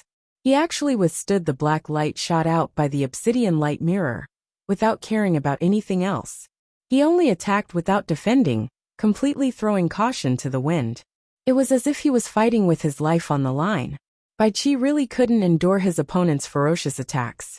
Just when Bai Qi was preparing to endure a little longer, and wait for the Silver Armor Army, and the other three to kill Yu Qianqiu, they would come over to help relieve the pressure on Bai Qi. Suddenly, he caught a glimpse of the huge seven-colored flame blossoming below, and immediately cried out in surprise. True Samadhi fire! Taking advantage of Bai Qi's daze, Hong Tailong seized the opportunity to launch a sneak attack. He opened his mouth, and two rays of golden light shot out. Two dragon binding chains, one bound Bai Qi's legs, and the other bound his upper body. In the blink of an eye, Bai Qi was tied up tightly. No matter how hard Bai Qi struggled, he couldn't escape. Bai Qi was instantly scared out of his wits. Hong Tailong angrily shouted, "Violent dragon fist!" Countless monstrous fist shadows gathered at one point and violently smashed onto Bai Qi's body. Bai Qi couldn't even let out a scream, as he violently vomited blood. Boom! A huge deep pit was formed on the vast snowy ground. Hong Tailong rushed into the deep pit on the ground, and didn't stop there. True Samadhi fire! The Silver Armor Army, and the other three cried out in surprise before Bai Qi. They were caught off guard, and were engulfed by the exploding seven-colored flame. The blue armor heavenly soldier had his bow drawn in the air, and since he was standing a little further away, he was able to dodge the attack with instantaneous movement. However, the Silver Armor Army, and the other two who attacked Bai Qi were unlucky. They repeatedly teleported to avoid the flames that were chasing after them. After much difficulty, they finally escaped the flames that were chasing after them. However, they discovered that the weapons they attacked were stained with true Samadhi fire. This true fire could refine anything. Once it was stained, it would be a huge problem. They couldn't extinguish it no matter how hard they tried. They immediately threw away their weapons without hesitation, and the three treasures became useless on the spot. Chapter 1178. The iceberg where the ice palace was located melted instantly, not into water but into steam. Wherever the true Samadhi fire reached, and even further away, was filled with smoke and mist. The blue-armored celestial soldier, who had just fled, immediately noticed Bai Qi's terrible condition. He cried out in grief, "Emperor of Netherworld!" He turned around and shot the soul-slaying arrow at Hong Tailong, who was beating Bai Qi. Yu Qianqiu was nowhere to be seen amidst the rapidly dispersing mist and the colorful flame. But suddenly, Yu Qianqiu's furious roar rang out, "Kill!" Tens of thousands of golden specks of light shot out from the blazing flames, blotting out the sky and covering the earth. In order to save the Emperor of the Underworld, the blue-armored celestial soldiers who had drawn their bows and shot arrows furiously didn't care about their own lives. Instead of dodging the rain-like attacks of the divine swords, they braced themselves and turned around to shoot the arrow at Hong Tailong. As soon as the arrow was shot out, a dozen indestructible golden light specks pierced through his body, almost turning him into a sieve. The soul-slaying bow in his hand was cut into a few pieces by the rapidly piercing divine swords, making a buzzing noise as the bowstring was broken. Tins of blood spurted out from the blue-armored celestial soldier's body. Although he tried to choke back something with a reluctant expression, he still choked out a mouthful of blood. His head tilted to one side, and he fell straight down to the snowland below. silver-armored celestial soldier and his two companions, who had hastily dodged the divine swords, turned around and saw this scene. Immediately, they let out a deafening howl. Celestial army. At this moment, Hong Tailong dashed out from the deep crater with a bloody man in his hand. The soul-slaying arrow brushed past his shoulder. Boom! The ground shook, and the snowland cracked. The colorful flame covering 1,000 meters on the snowland shrank rapidly, and a man made of fire dashed out. Behind him, tens of thousands of golden light specks circled like a shoal of fish in the ocean. Hong Tailong carried Bai Qi, who was already on the verge of death. His white clothes dyed in blood, and was still tightly bound by the dragon-binding rope. He flashed to Yu Qianqiu's side, handed him over and said, "Take him, I've already sealed his cultivation." Then, he turned to look at the three dumbfounded people in the distance and sneered, "Leave those three fellows who helped the evildoer to me." Yu Qianqiu retracted his true samadhi fire, and reached out to grab the dragon-binding rope. He looked coldly at Bai Qi, who was beaten up beyond recognition, and casually lifted him up. He wouldn't have the slightest bit of sympathy for him. This was a life-and-death battle. If he lost today, his ending wouldn't be any better. Other than death, they might even hand him over to Yan Juexing. That was why it was said that showing mercy to the enemy was equivalent to committing suicide. "Wait!" Yu Qianqiu called out to Hong Tailong. His eyes narrowed as he swept a glance at the three people in the distance. He felt a little strange in his heart. If the three of them had split up and fled, Hong Tailong might not have been able to capture all of them. It would already be good if he could capture two of them. However, the three of them did not flee. Instead, they were looking at him with grief and indignation.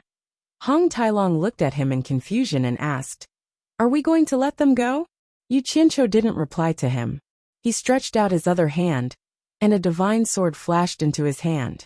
He placed the sword on Bai Qi's neck expressionlessly and shouted at the three people, "If anyone dares to flee, I will immediately cut off his head. If you don't want him to die, then obediently surrender. I can consider letting you guys live." "No," Hong Tailong roared angrily. "I can let them go, but he must die." He pointed his finger at Bai Qi. From the looks of it, he still held a grudge against Yi Tiankong. "Why don't I hand him over to you? And you can do whatever you want to do. After you're done, you can go back to your hometown, and I'll go do my own thing. From now on, we won't have anything to do with each other?" Yu Qianqiu looked at him and sneered. Hong Tailong clenched his fists tightly, and angrily turned his head away. "Yu Qianqiu, you have to keep your word." The silver-armored army of 1,000 soldiers' sorrowful voice came from afar. "I, Yu Qianqiu, am famous for being a man of my word. What I say is already set in stone. Have you ever heard of me, Yu Qianqiu, going back on my word?" Yu Qianqiu grabbed Bai Qi and placed the sword on his neck. He shouted back, "As long as you guys answer my questions honestly and promise to serve me from now on, I can let you guys go." The silver-armored army of 1,000 soldiers and the other two looked at each other with a bitter smile, then nodded in unison and slowly flew over. Yu Qianqiu tilted his head and said, "Hong Tailong, go seal their cultivation bases." Seeing the three flying over, Bai Qi's eyes, which had already lost focus, once again lit up. His chest, which had almost been smashed, suddenly heaved up and down, and a large mouthful of blocked blood spurted out of his mouth. Staring at the three flying over with bloodshot eyes, he desperately roared in pain, "Run! Run! Don't worry about me. Don't believe his nonsense. Hurry up and go. I beg you guys." Yu Qianqiu didn't stop Bai Qi from shouting. He pretended to be merciful to the three people. The three people looked at Bai Qi's pitiful appearance. Who could have imagined that the emperor of the underworld, who was so graceful in the underworld royal palace, would end up like this? The three men, who were made of iron, instantly burst into tears. They stubbornly shook their heads and refused. It was the first time in their lives that they refused the emperor of the underworld's command. They didn't expect it to be under such circumstances. The three people didn't leave. Instead, they sped up and flew over. Bai Qi's face instantly swelled, and tears of blood came out of his eyes. He screamed in pain, "Don't come over! Run! His voice was so miserable that it was like a ghost being thrown into a pot of boiling oil. Originally, Hong Tailong hated Bai Qi to the bone. However, when he saw that Bai Qi was willing to give up his only hope of survival for the sake of his subordinates, he could not help but be moved. He cast a deep look at Bai Qi, who was crying tears of blood, and teleported to the front of Silver Armor Army, and the other two without any hesitation. With a lightning-fast move, he quickly sealed their cultivations and brought them over. Seeing that the situation was under control, Yu Qianqiu waved his hand and put away the 10,000 swords as one. He carried Bai Qi, who was badly mutilated, and landed on the ice field, and threw him to the ground. Hong Tailong also threw the three people to the ground. The three people climbed up and wanted to help Bai Qi, who was still being helped. However, their cultivation was sealed, and they couldn't help Bai Qi, who was weighed down by the dragon binding rope. They fell down one by one, climbed up one by one, and fell down one by one. At this moment, the ice mountain that the ice palace was built on had melted. The Snow Emperor and Snow Empress, who had hidden far away, also came back. The Snow Empress was still carrying her unconscious daughter. The two of them were also frightened by the fierce battle, but Yu Qianqiu's true samadhi fire attracted them. Once the battle ended, they immediately rushed back. They saw hope to save their daughter, because Yu Qianqiu had promised them. Let him go. We have already stretched out our necks to be killed. You have already sealed his cultivation. Why don't you let him go? The Silver Armor Army roared at Hong Tailong. Even if you want to kill him, there is no need to treat him like this. He was once the supreme emperor of the Netherworld, and he has his own dignity. At least when the Myriad Swords Demon Lord died, no one humiliated him. The three people were really powerless to help Bai Qi up. Without their cultivation, the ice under their feet was slippery.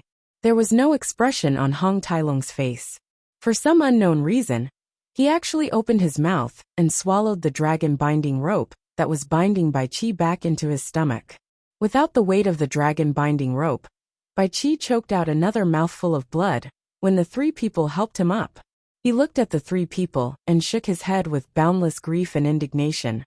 Why are you all so stupid? We have no value to him now. Do you all really think that he will let us go? We know that there is no way out. The Purple Armor Army suddenly laughed bitterly and said, But we are already used to going through life and death with you. We have been like this for so many years. Moreover, all of our lives were saved by you. You have never let us down, and you have always treated us well. How can we bear to leave you behind? Bai Qi closed his eyes, and tears of blood flowed out from his eyes. Suddenly, he opened his eyes angrily, and tilted his head to look at Yu Qianqiu. He gritted his teeth and said, Yu Qianqiu, what will make you let them go? Yu Qianqiu looked at him coldly, and didn't answer his question. Instead, he said indifferently, Actually, before you attacked me that time, I didn't have any ill will towards you. I just don't understand. Could it be that just because Mu Yuanzi injured you, you're going to open the demon world, and let all the beings of the three realms die with you? Bai Qi's struggling body softened, and he lay in the arms of the Silver Armor Army of 1,000 soldiers. He laughed wildly and said, Why? I also want to know why. I once led my subordinates to risk their lives for the sake of all living beings in the three realms. I risked my life to seal the demon realm with King Jintai. For the sake of all living beings in the three realms, I've always suppressed Kim Tae and prevented him from acting recklessly. For so many years, I've always warned Kim Tae that if he dared to disturb the balance of the three realms, I would lead the heroes of the Netherworld to beat him up. Otherwise, do you think that inhumane fellow would really treat everyone in the world as humans? Let me ask you, who has ever heard of the three realms not being in chaos for 100,000 years? But why? Bai Qi retorted angrily. Why do I have to bear the retribution for Master Jin's evil deed of killing the entire Wu family? Why did Mu Yuanzi injure me instead of dealing with the main culprit? Why do all the beings in the three realms turn against me when I'm working for the welfare of the three realms? Not a single person, not even a single person stood out to speak for me. Since the entire world is filled with heartless people, if I don't see rivers of heartless people's blood flow, why should I live in sorrow? Why should I die in sorrow? Then let me tell you why. Because there is no why.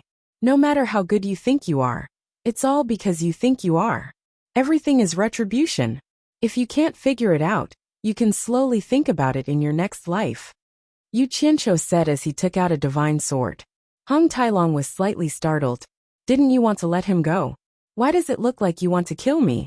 Little did he know that Yu Qianqiu and the Silver Armor Army of 1,000 soldiers were negotiating terms, because he didn't want to leave behind any future troubles that might suddenly pop up one day to take revenge.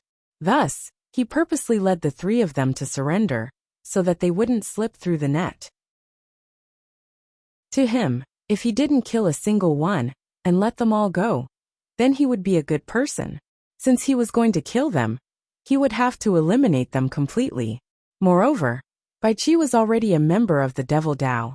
He had once sworn to the heavens at the 1,000-mile lake that he would exterminate the Devil Dao and sacrifice all living beings in the demon domain. Chapter 1179. Right at this moment, the Snow Empress suddenly flashed over. She braced herself and cupped her hands with a bitter smile. I know you want the Xianming soul refining technique. If you let go of the Emperor of the Underworld, I am willing to give it to you. The Snow Empress, who was carrying Xue Linglong, looked at them worriedly. She was afraid that her husband had angered Yu Qianqiu. After all, Hong Tailong and Yu Qianqiu were very powerful, especially Yu Qianqiu's Samadhi True Fire, which was the nemesis of the couple's cultivation method. More importantly, she was afraid that angering Yu Qianqiu would mean giving up the chance to cure her daughter. However, they were indebted to Bai Qi. Although she felt uncomfortable holding back some words, she couldn't say them out loud. Yu Qianqiu glanced at the couple, then slowly raised the divine sword in his hand and gently caressed the glowing edge of the sword. Snow Emperor, we had an agreement. I saved your daughter's life, and you gave me the Xianming soul refining technique in exchange. Now you want to use it to exchange for Bai Qi's life. You better think carefully. The Xianming soul refining technique can only exchange for one person's life. Whether it is Bai Qi or your daughter, it's up to you. The Snow Emperor lowered his head solemnly. The Snow Empress looked at her daughter in her arms, then at her husband, her face full of anxiety. Bai Qi struggled for a while, and the three understood and helped him up. Facing the Snow Emperor, Bai Qi was very gratified and nodded. I appreciate Brother Snow's righteousness. With Brother Snow's words, I can die without regrets. My friendship with Brother Snow was not in vain. However, the four of us are destined to live and die together today. I will not live alone, or it will be worse than death. So please don't interfere in this matter. This has nothing to do with you and your wife. Emperor of the Underworld. The Snow Emperor wanted to say something, but Bai Qi had already turned to look at Yu Qianqiu, who was ignoring him, and sighed. I didn't expect this. Yu Qianqiu, who didn't even dare to speak loudly in front of me, was now in control of my life and death. It seems that the Saintess is indeed a prophet. I had already vaguely figured out some of it, but in the end, I still made a mistake. I can't blame others for my fate. You're right, everything is retribution. Netherworld Saintess? Yu Qianqiu raised his eyebrows and lowered the sword in his hand. He tilted his head and asked, She told you about me? A bitter smile appeared on Bai Qi's bloody face, and his eyes became blurry. He recalled the conversation he had with the Underworld Saintess in the small courtyard of the Dark Royal Palace. He closed his eyes slightly and said, Yu Qianqiu, back then, I wanted to kill you first. Killing me today is my retribution. However, I treated you well back then. Promise me one thing. Yu Qianqiu frowned and said faintly, Let's hear it first. Now that things had come to this, he wouldn't give in so easily. A warm expression appeared on Bai Qi's face as he said, Don't let the news of my death spread. That's all I want. Yu Qianqiu was startled. He asked with some surprise, You're already dead, yet you still care about the waves behind you. I want to know why. Is it worth it for me to promise you? Wan Ling's figure appeared in Bai Qi's mind. He had protected the entire 10,000 holy palace from the Demon King 3 nights. After rescuing Wan Ling, he and Wan Ling had an intimate time together. When they parted, he had said that he would come back to pick her up after finishing his business. Who would have thought that it would be an eternal farewell? He let out a soft sigh and closed his eyes as he replied, "If she doesn't know that I'm dead, she will naturally live on. I have nothing left for her. The only thing I can give her now is to give her the hope to live on."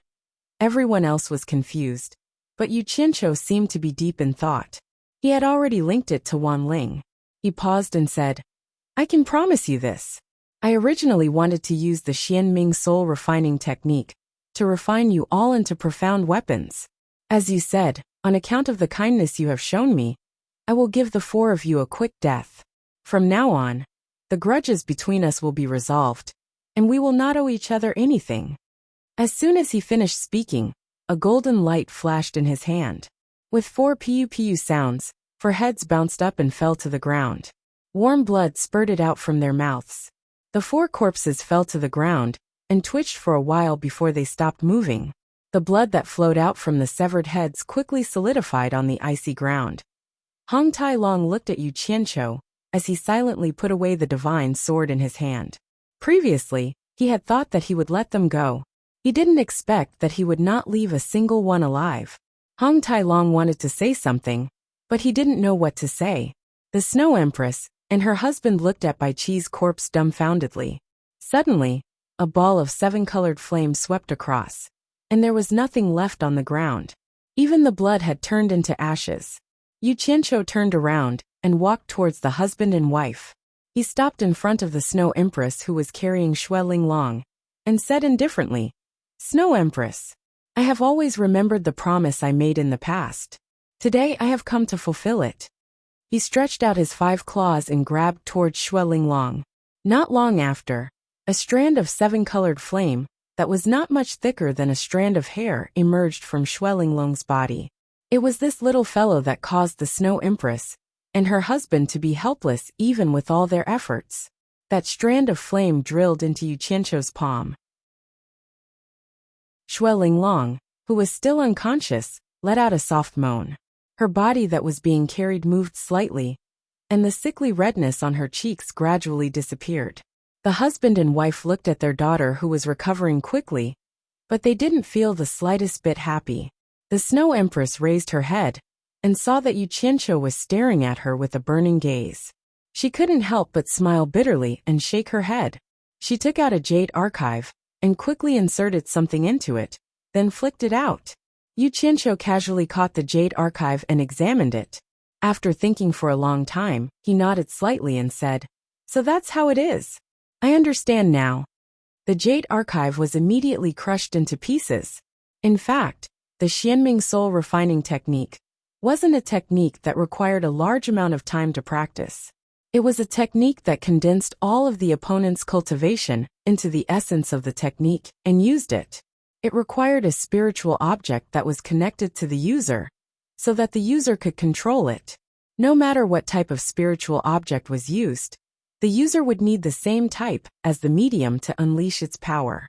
This was the reason why the Snow Empress said that Yu Qianqiu couldn't practice without absorbing the fire spirit.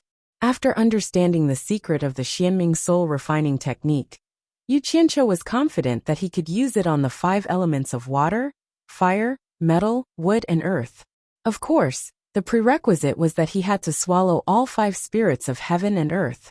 The Snow Empress would never have imagined that Yu Qianqiu had mastered all 5 elements of the technique. This was also the reason why Yu Qianqiu was so interested in the Xianming soul refining technique. As long as he mastered it, he would be able to summon an almost unkillable dark soldier in any terrain in the future. The Snow Empress and her husband didn't have anything to be happy about when their daughter's worries were resolved. They held their daughter and left with flagging interest. Now that the ice palace was destroyed, they suffered a great loss. The ice soul mysterious ice, which was refined by many experts, was destroyed by Yu Qianqiu's Samadhi true fire. But they didn't say anything and left. They wanted to find a suitable place to rebuild the ice palace in the snowy mountain. After today's scene, they saw Yu Qianqiu's ruthlessness. It was hard for them, who had always been aloof from worldly affairs, to accept it. They probably didn't want to have anything to do with Yu Qianqiu anymore. At least in their opinion, Bai Qi was much more affectionate and righteous. Yu Qianqiu stood silently on the ice field and watched the couple leave. He stood for a long time in the howling cold wind. After a long time, he looked up at the dark night sky and sighed. I thought I would become friends with them, but I knew it was impossible when I decided to kill Bai Qi. All these years, in order to do some things, I gained a lot, but I also lost too many precious things. What is the most precious? The human heart is the most precious. The people I was familiar with left me one by one. Some died, some left, and there's no turning back.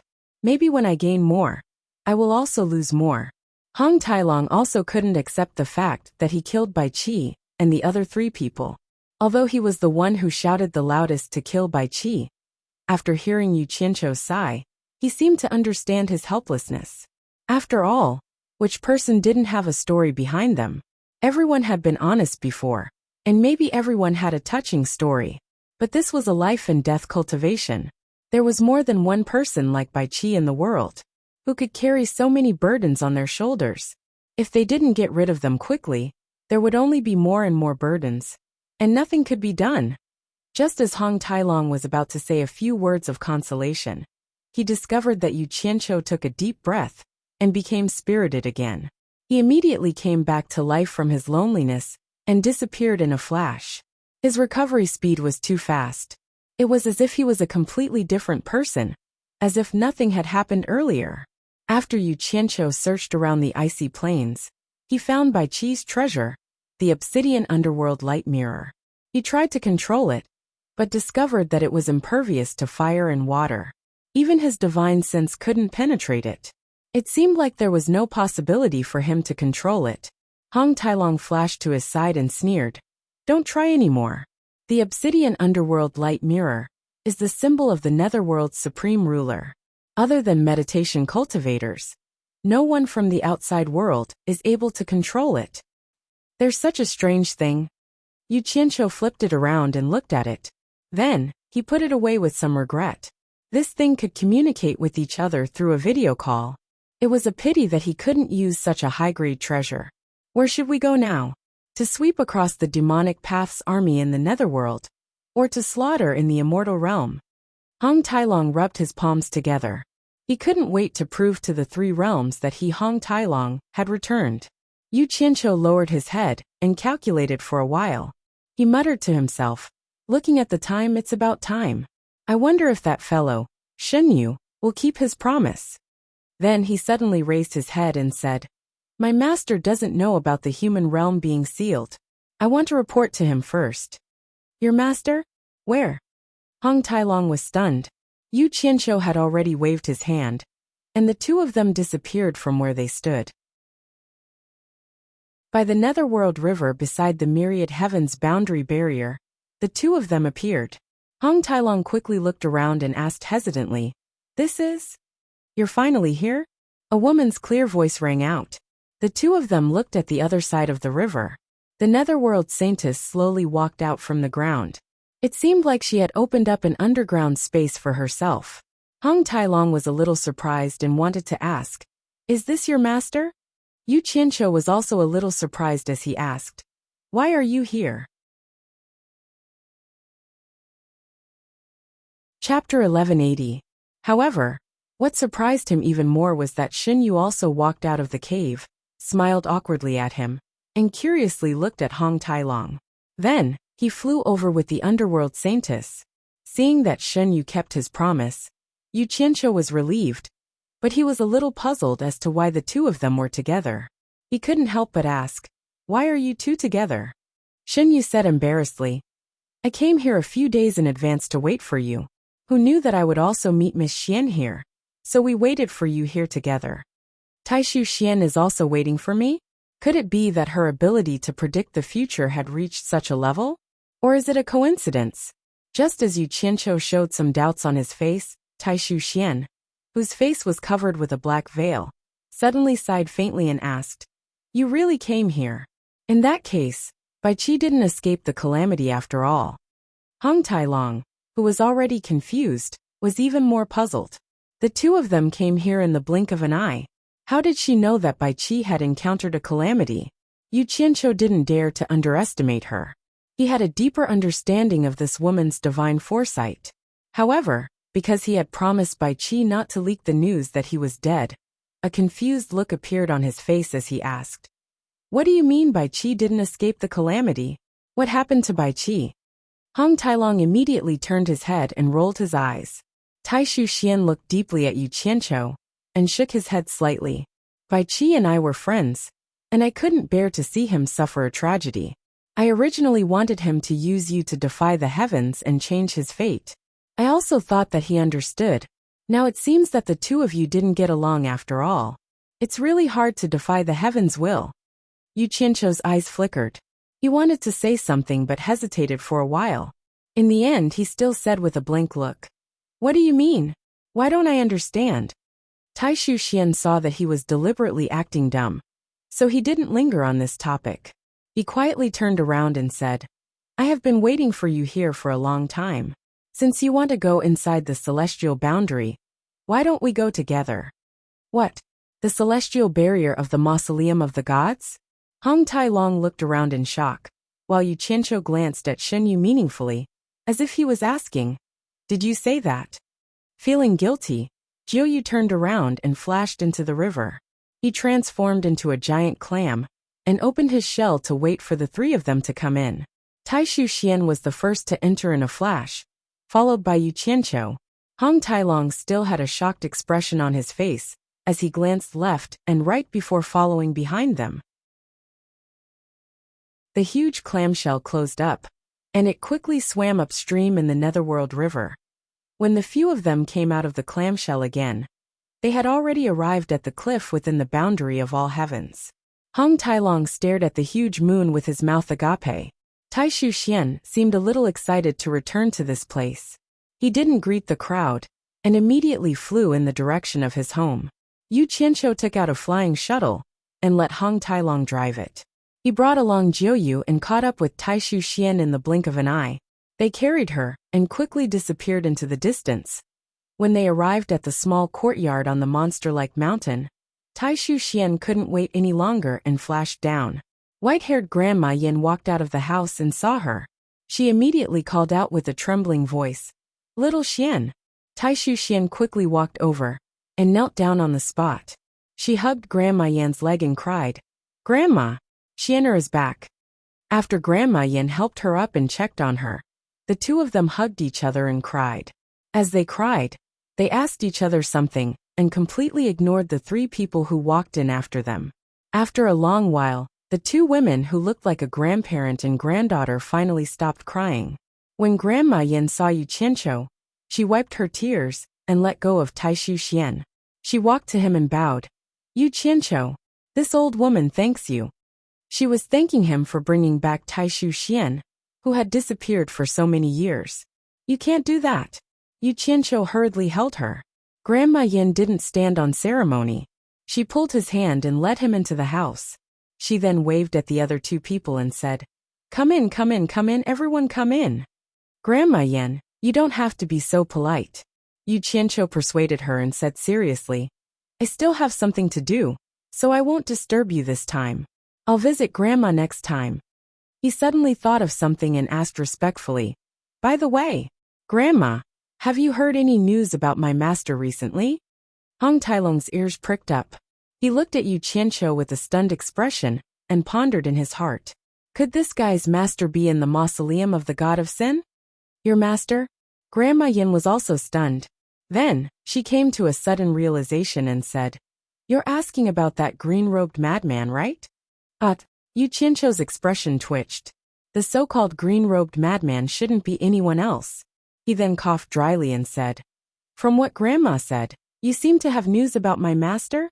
Grandma Yin also felt that her choice of words was a little inappropriate, but she still frowned and nodded with a solemn expression. She said, "I do know, but you must not let the others here know that he is your master. Otherwise, I'm afraid it will bring you trouble." Yu Qianqiu's expression twitched again. He guessed that the old man had done something that angered the heavens and the people again. So he asked weakly, "Grandma, can you explain it clearly? What exactly happened?" "Sigh. Grandma Yin sighed and shook her head. She said, "Your master killed Old Man Meng. That's not all. He provoked the other tomb guards one after another. As a result, many of them were angered by him. So more than 100 of them joined forces, and finally beat him up, until he was seriously injured. Who knew that after he escaped into the boundary of heavens to recuperate, he would not stop. After he came out, he killed 60 to 70 minor god-level cultivators in a row. Dozens of them were seriously injured, and luckily escaped with their lives. In the end, a tomb guard with the cultivation of an early-stage great god was alarmed. He and your master fought fiercely for a day and a night. In the end, the two of them were evenly matched. Both of them were seriously injured and had to retreat. Your master has not come out to cause trouble for a long time. He has been recuperating in the boundary of heavens. Although everyone can see him, they can't break into the boundary of heavens. So they can't do anything to him." Yu Qianqiu was speechless for a while. He realized that the old man was getting more and more reckless. He dared to challenge a group of god-level experts alone.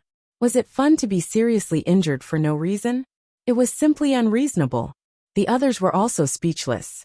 After the shock, Taishu Xian's eyes flickered. No one knew what he was thinking. Xingyu seemed to have heard of this before. He was speechless. Hong Tailong looked at Yu Qianqiu, as if he was looking at a monster. Never in his dreams would he have thought that Yu Qianqiu had such an awesome master. Grandma Yin paused for a while and smiled bitterly. Now the people in the cemetery of the God of Tombs are in a state of panic because of your master. No one knows when he will come out to cause trouble again. Everyone is spreading the news, hoping to unite to deal with your master. Sigh.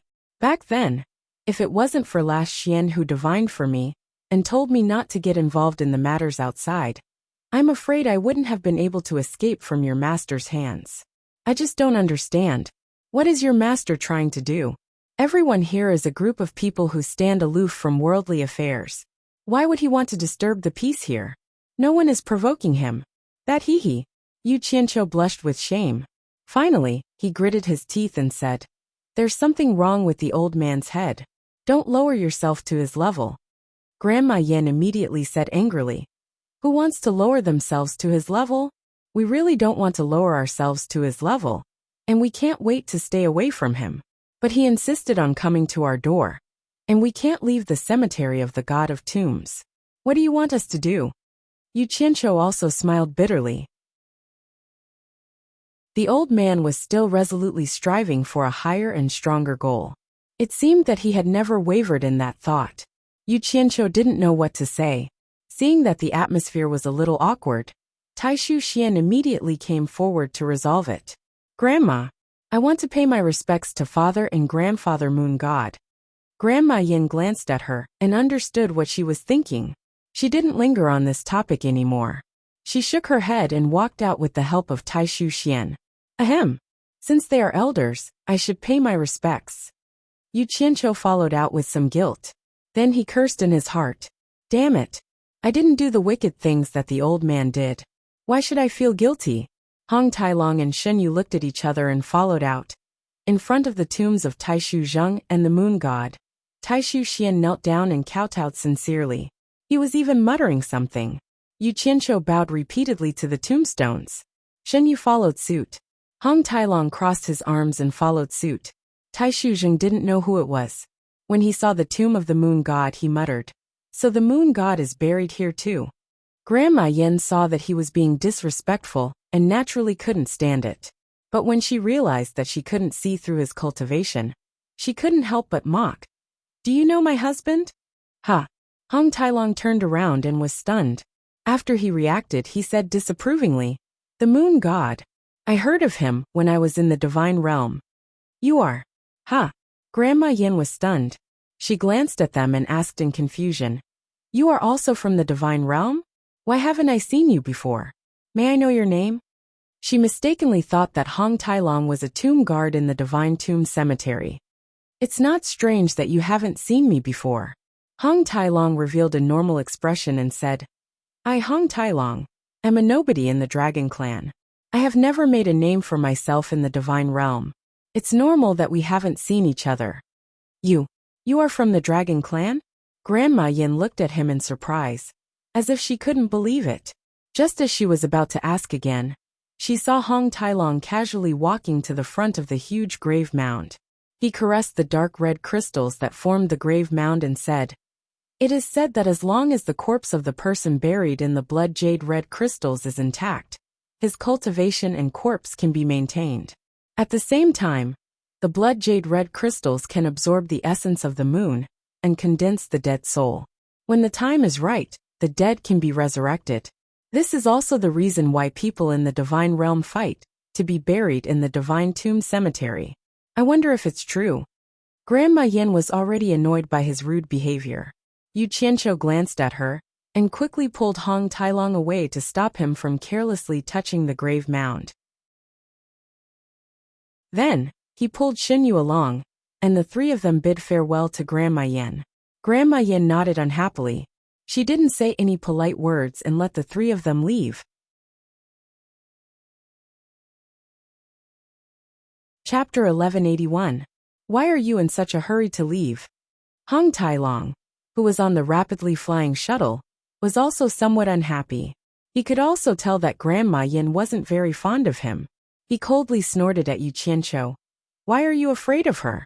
She's no match for me with her cultivation." "You think you're right?" Yu Qianqiu rolled his eyes. "Respect the dead. If you don't put her in your eyes, she didn't offend you.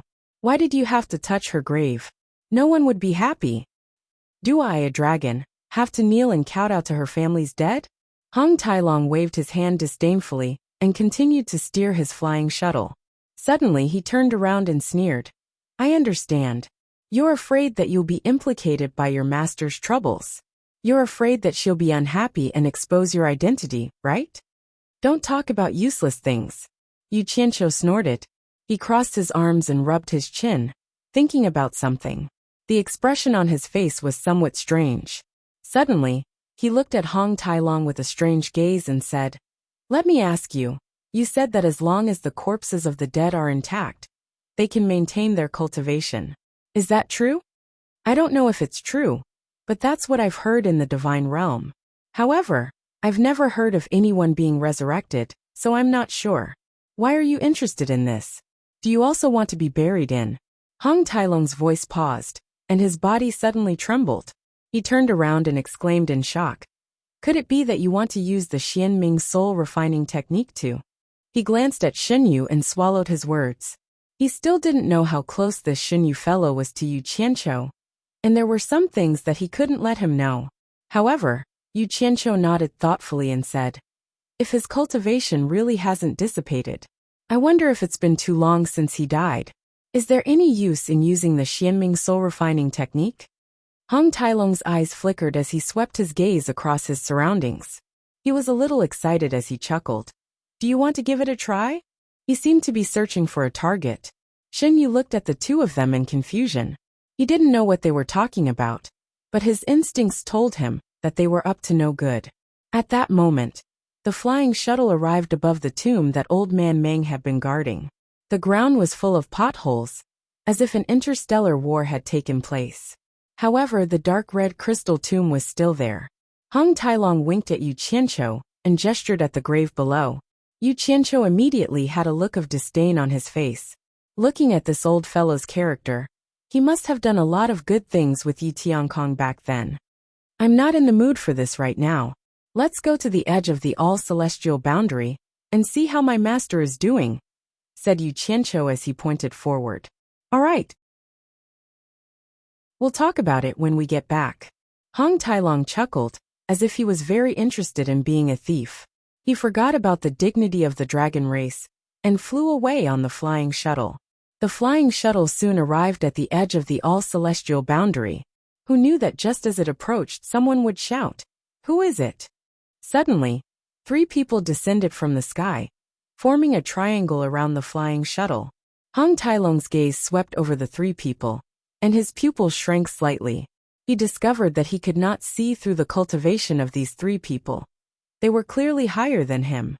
Yu Qianqiu knew that they had encountered an expert when he saw Hong Tailong's expression. He quickly cupped his fists at the 3 and said with a smile, "We heard that someone is doing evil here. So we came here to see which madman has the guts to do so. The three of them turned a deaf ear to his words.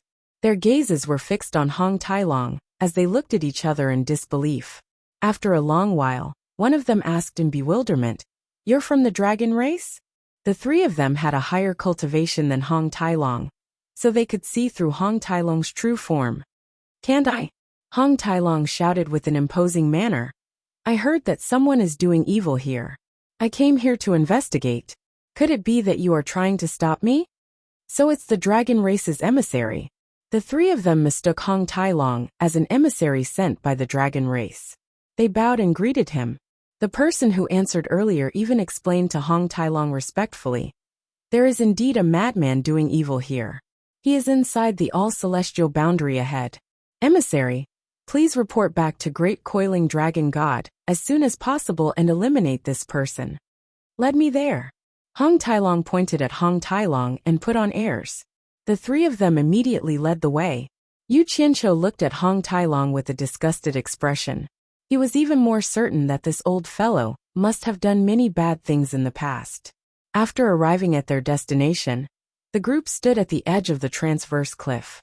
The person who answered earlier waved his hand and pointed into the darkness ahead. "Emissary, please look. That person is right there."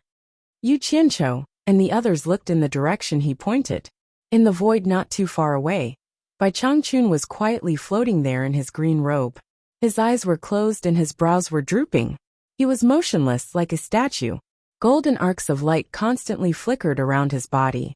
They either flew out of his body in complicated trajectories or entered his body in an ethereal manner. The golden arcs of light were constantly moving in and out of his body. No one knew what they were doing. Hong Tailong glanced at Yu Qianqiu. From his expression, he confirmed that it was his master. He suddenly shouted, "Hey! Who is doing evil here? Quickly report your name." "It's useless." The person who guided them shook his head and explained, "The all-celestial boundary isolates everything. He can't hear our voices at all. We also don't know when he will wake up, and we can't go over either. Sigh, this person is very strange. I don't know what method he used to hide in the all-celestial boundary. I'm afraid Emissary Dragon will have to report back to Great Coiling Dragon God before he can make a decision. We can't contact your master. What should we do?" Hong Tailong secretly transmitted his voice. Yu Qianqiu was also helpless. He said in the dark, "Forget it. Let's focus on our own matters first." Hong Tailong then said to the other three with a stern expression, "I know what to do. I will go back and report back now." The three quickly offered to send him off, but Hong Tailong rejected them. He drove the flying shuttle again and left with Yu Qianqiu and Xinyu. After watching them leave, one of them expressed doubt. "Why do I feel that this emissary dragon is a little strange? He actually brought two people with such shallow cultivation with him, and he even drove the flying shuttle himself. Do you think he might be an imposter?" Another person shook his head and said, "Why do you care so much? There's no doubt that he's a dragon. It's even more impossible for him to be an imposter. If he wasn't here on imperial orders, he wouldn't have been able to break through the all-celestial boundary. Besides, have you ever heard of a dragon daring to impersonate Great Coiling Dragon God's envoy?" As they were discussing, Hong Tailong, who had flown far away, suddenly turned around on the flying shuttle. He put his hands on Yu Qianqiu's shoulders and said with a trembling voice, "If the matter of me impersonating Great Coiling Dragon God's envoy gets out, you have to help me explain to Great Coiling Dragon God. I'm only impersonating him so that you can meet your master." "All right, I know." Yu Qianqiu pushed his hands away and said nonchalantly, "What's there to be afraid of? You didn't lie. You're Great Coiling Dragon God's envoy. Don't think too much. Stop there, and we'll do our own things." Xinyu had been listening to the conversation between the two in bewilderment. Why did it involve Great Coiling Dragon God again? He felt that things were getting out of hand. He didn't know if following these two fellows was a blessing or a curse. Hong Tailong sighed and turned around. He thought to himself, "I'm afraid my time as an envoy has long expired." Not long after, the three of them returned to the sky above the lonely tomb. Hong Tailong looked around and made sure that there was no one around. He quickly put away the flying shuttle, and the three of them landed in front of the tombstone. There were words on the tombstone. Honghua Star Monarch. I've heard of this person. He's a member of the Light Ancient God clan. I think he's a late-stage great god. However, he fell when the demon god wreaked havoc in the divine realm. I didn't expect him to be buried here. Hong Tailong nodded as he looked at the tombstone. Haha. His surname is Hong, just like yours. Yu Qianqiu teased. Hong Tailong was about to retort when he saw Yu Qianqiu lightly stomp his feet. The three of them immediately sank into the ground. Then, the ground above them closed up again, blocking the bright moonlight. Hong Tailong couldn't help but shake his head. This guy really knew the earth elemental art. Meanwhile, Yu Qianqiu used the earth elemental art to sense the depth of the tomb. After diving down to a depth of 10 meters, he suddenly pointed with his finger. The soil in front of him parted, and a large hole appeared on the wall made of blood jade and red crystals. Immediately, a faint red light could be seen moving gently in front of him. Yu Qianqiu looked at it warily. He stepped aside to make way and said, "There's no danger in there, right?" Hong Tailong was speechless. He knew that this guy meant for him to go in and check first. He strode in and walked around. After confirming that there was nothing wrong, he shouted, "Come in. It's fine." Yu Qianqiu then swaggered in, while Xinyu followed behind him in fear. He realized that every time he followed Yu Qianqiu had to do some unimaginable and scary things. The space inside the tomb was not small, and the lighting was good. The entire tomb's walls and floor were made of blood jade red crystals. Strands of red light shone down from the blood jade red crystals on the ceiling. They formed a fan shape, and focused on a corpse in the center. It was a man's corpse, and he was also lying on a long bed made of blood jade red crystals. Yu Qianqiu and Xinyu were still looking around, but Hong Tailong was already at the side of the long bed, trying to touch the corpse on it. Xinyu didn't dare to move. Yu Qianqiu walked over to take a look. The man's corpse had a goat-like beard and a serene expression. It was as if he was sleeping, and he didn't look like a dead person at all. Yu Qianqiu couldn't help but curiously poke his head over and asked, "What are you doing?" Hong Tailong pinched open the man's mouth and peeked inside. He then opened the eyelids to take a look. Then he clapped his hands and said with a curious expression, "The corpse is actually soft. There's a piercing wound in his heart, but I can see that the original wound was even bigger. It's obviously healing at an extremely slow speed. It seems that the legend about the mausoleum of the god of sin is true. There might really be a possibility of resurrection. If you don't believe me, come and touch it." He pointed at the corpse on the long bed to Yu Qianqiu. Chapter 1182. Motherf ****. I'm not as perverted as you. I've never had the hobby of touching corpses. Moreover, it's a corpse that has been dead for God knows how many years. How could you do it?" Yu Qianqiu spat in disgust. He had seen enough of the corpse's disgusting actions. However, he still couldn't help but poke it a few times to see if it was real or fake. Finding that it really was soft, he couldn't help but pinch the corpse's arm. He coughed and pulled his hand back. "I'm more concerned about how his cultivation base is preserved." The two stood in front of the corpse that had been dead for God knows how many years and chatted. They even touched each other. Jiuyu subconsciously looked around and felt extremely horrified. "Can you not always say one thing but mean another?" Hong Tailong spat back. He then went straight to the point. Without giving Jiuyu a chance to refute, he said, "His cultivation seems to have been damaged.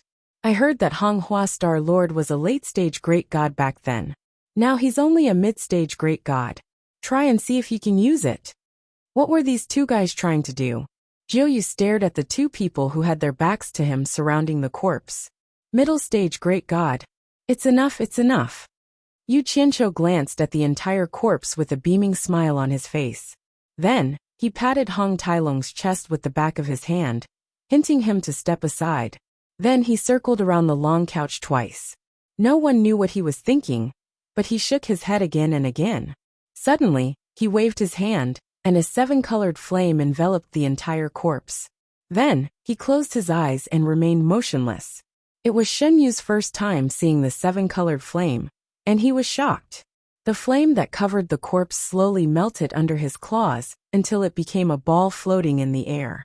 There was a layer of grayish-white human-shaped ashes on the long bed of blood jade and red crystals, which was obviously left behind after the corpse was cremated. Yu Qianqiu suddenly opened his eyes. There were 2 leaping flames in his eyes. He flipped his 5 claws that were spewing out 7 colored flames. The already shrunken fireball was held in his palm, and it kept shrinking. When all the 7 colored flames had entered his palm, a sparkling and translucent purple bead was quietly lying on his palm. There was a faint red light inside the purple bead. So the bead for a god-level cultivation base is purple. Yu Qianqiu looked at the bead in his palm and said excitedly, "Success!" Hong Tai Long flashed over to take a look. Shen Yu still did not understand what they were doing. "You'll know once you try." Yu Qianqiu threw the bead in his hand, and a 7-colored flame sprayed out from his palm. The purple bead spun in the 7-colored flame and quickly absorbed the flame. Gradually, a 3-meter-tall 7-colored flame man appeared. It looked like it was materializing. Yu Qianqiu's eyes lit up. Yu Qianqiu retracted the flame in his palm and exclaimed as he looked into the sky, "Damn it! He absorbed almost half of the Samadhi true fire in my body." The Samadhi true fire that can cover a radius of 500 meters was condensed into this.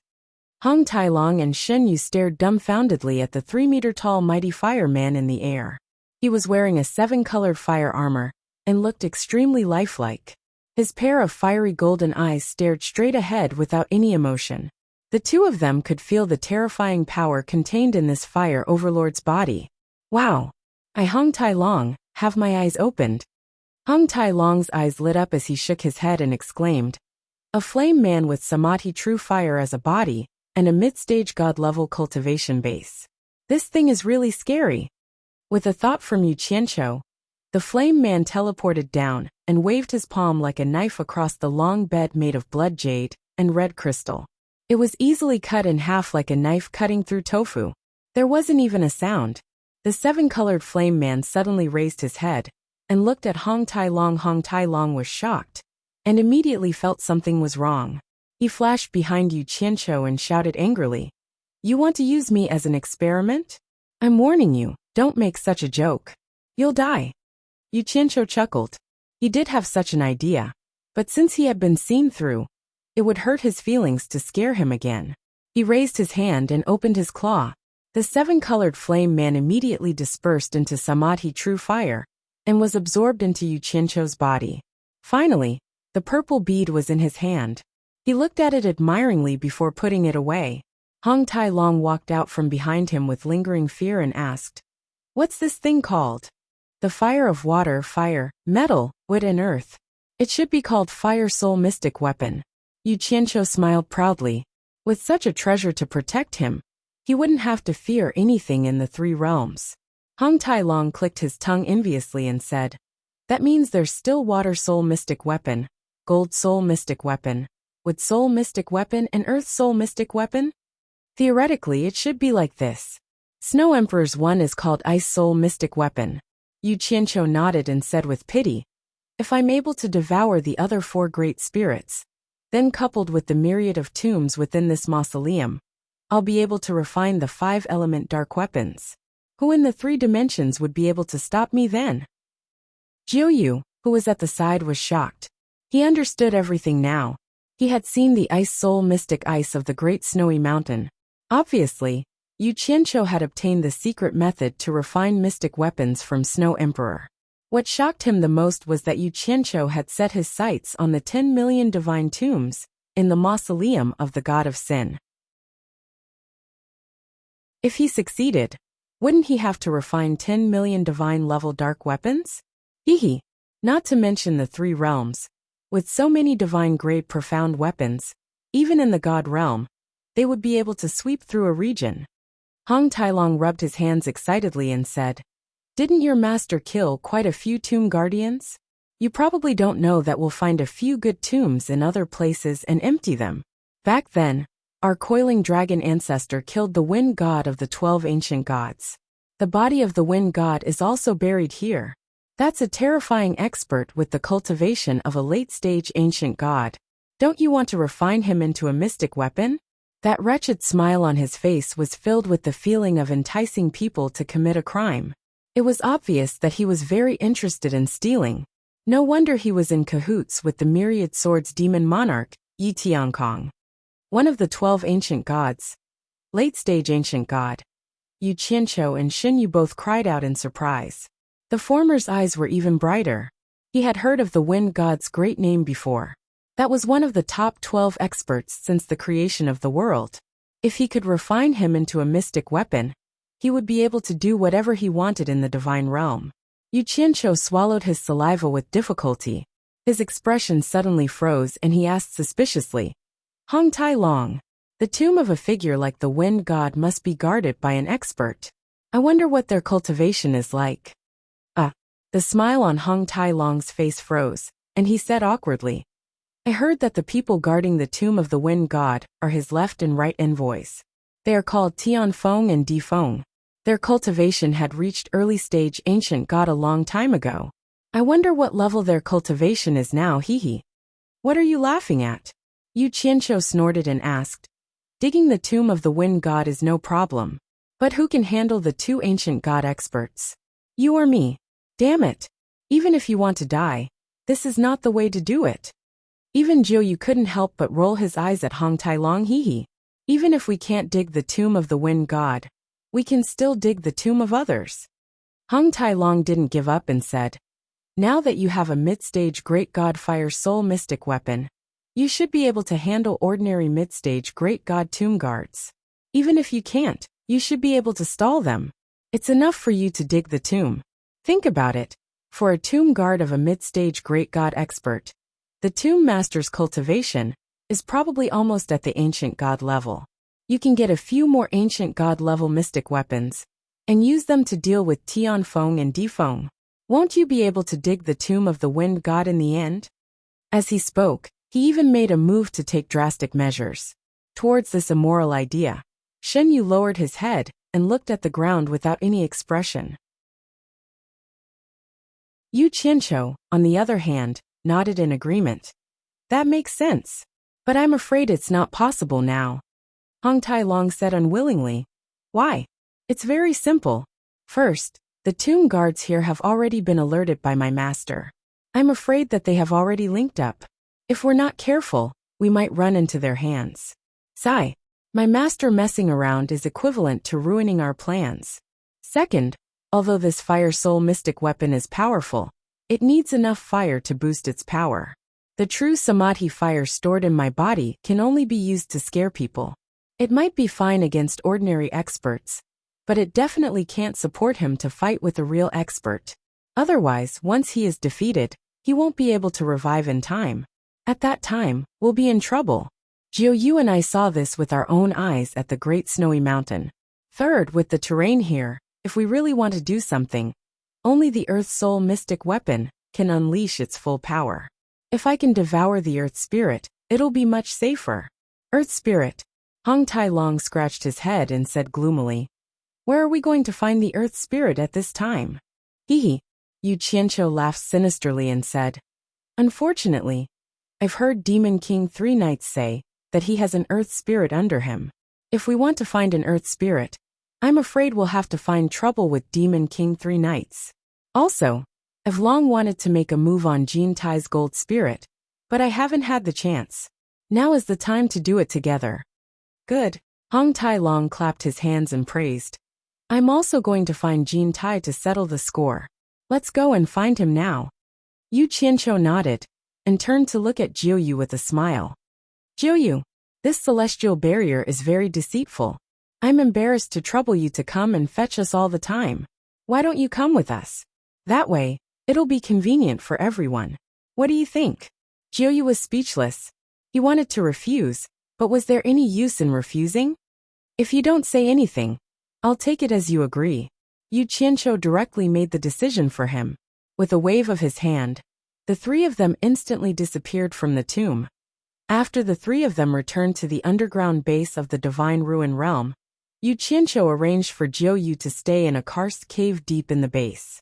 Wei Chuanxiu, Yun Peng, and Bai Suzhen were all cultivating there.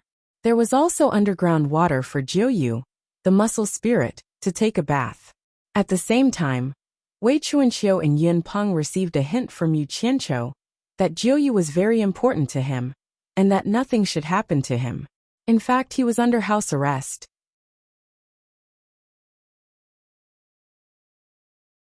Chapter 1183. Inside the underground karst cave, Xinyu, who was under house arrest, was not afraid at all. Instead, he heaved a sigh of relief.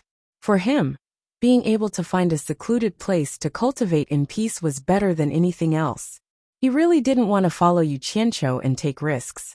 In his memory, as long as he followed Yu Qianqiu, there was never a time when he wasn't on tenterhooks. Everything he did was unimaginable and frightening. The underground karst cave was full of twists and turns, and the space was quite large. Yu Qianqiu had said that as long as he didn't leave this place, no one would restrict his freedom. Thus, he turned into the depths of a winding passageway and settled down. He had also thought it through. Since he had nowhere to reason with, he might as well obediently serve Yu Qianqiu. It was nothing more than going in and out of the boundary of heavens a few more times.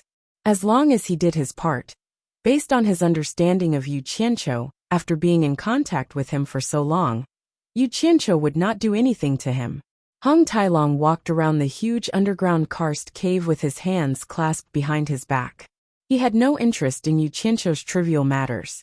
Yu Qianqiu was negotiating with Wei Chuanxiu and Yin Peng when his gaze suddenly stopped on the stone wall of the karst cave opposite the underground river. A beautiful woman in fluttering white clothes was looking at him gently with a faint smile. Cough cough. That's it, Yu Qianqiu said, and directly flashed to the opposite entrance of the cave. Bai Suzhen gently held his hand. The two of them looked at each other and smiled.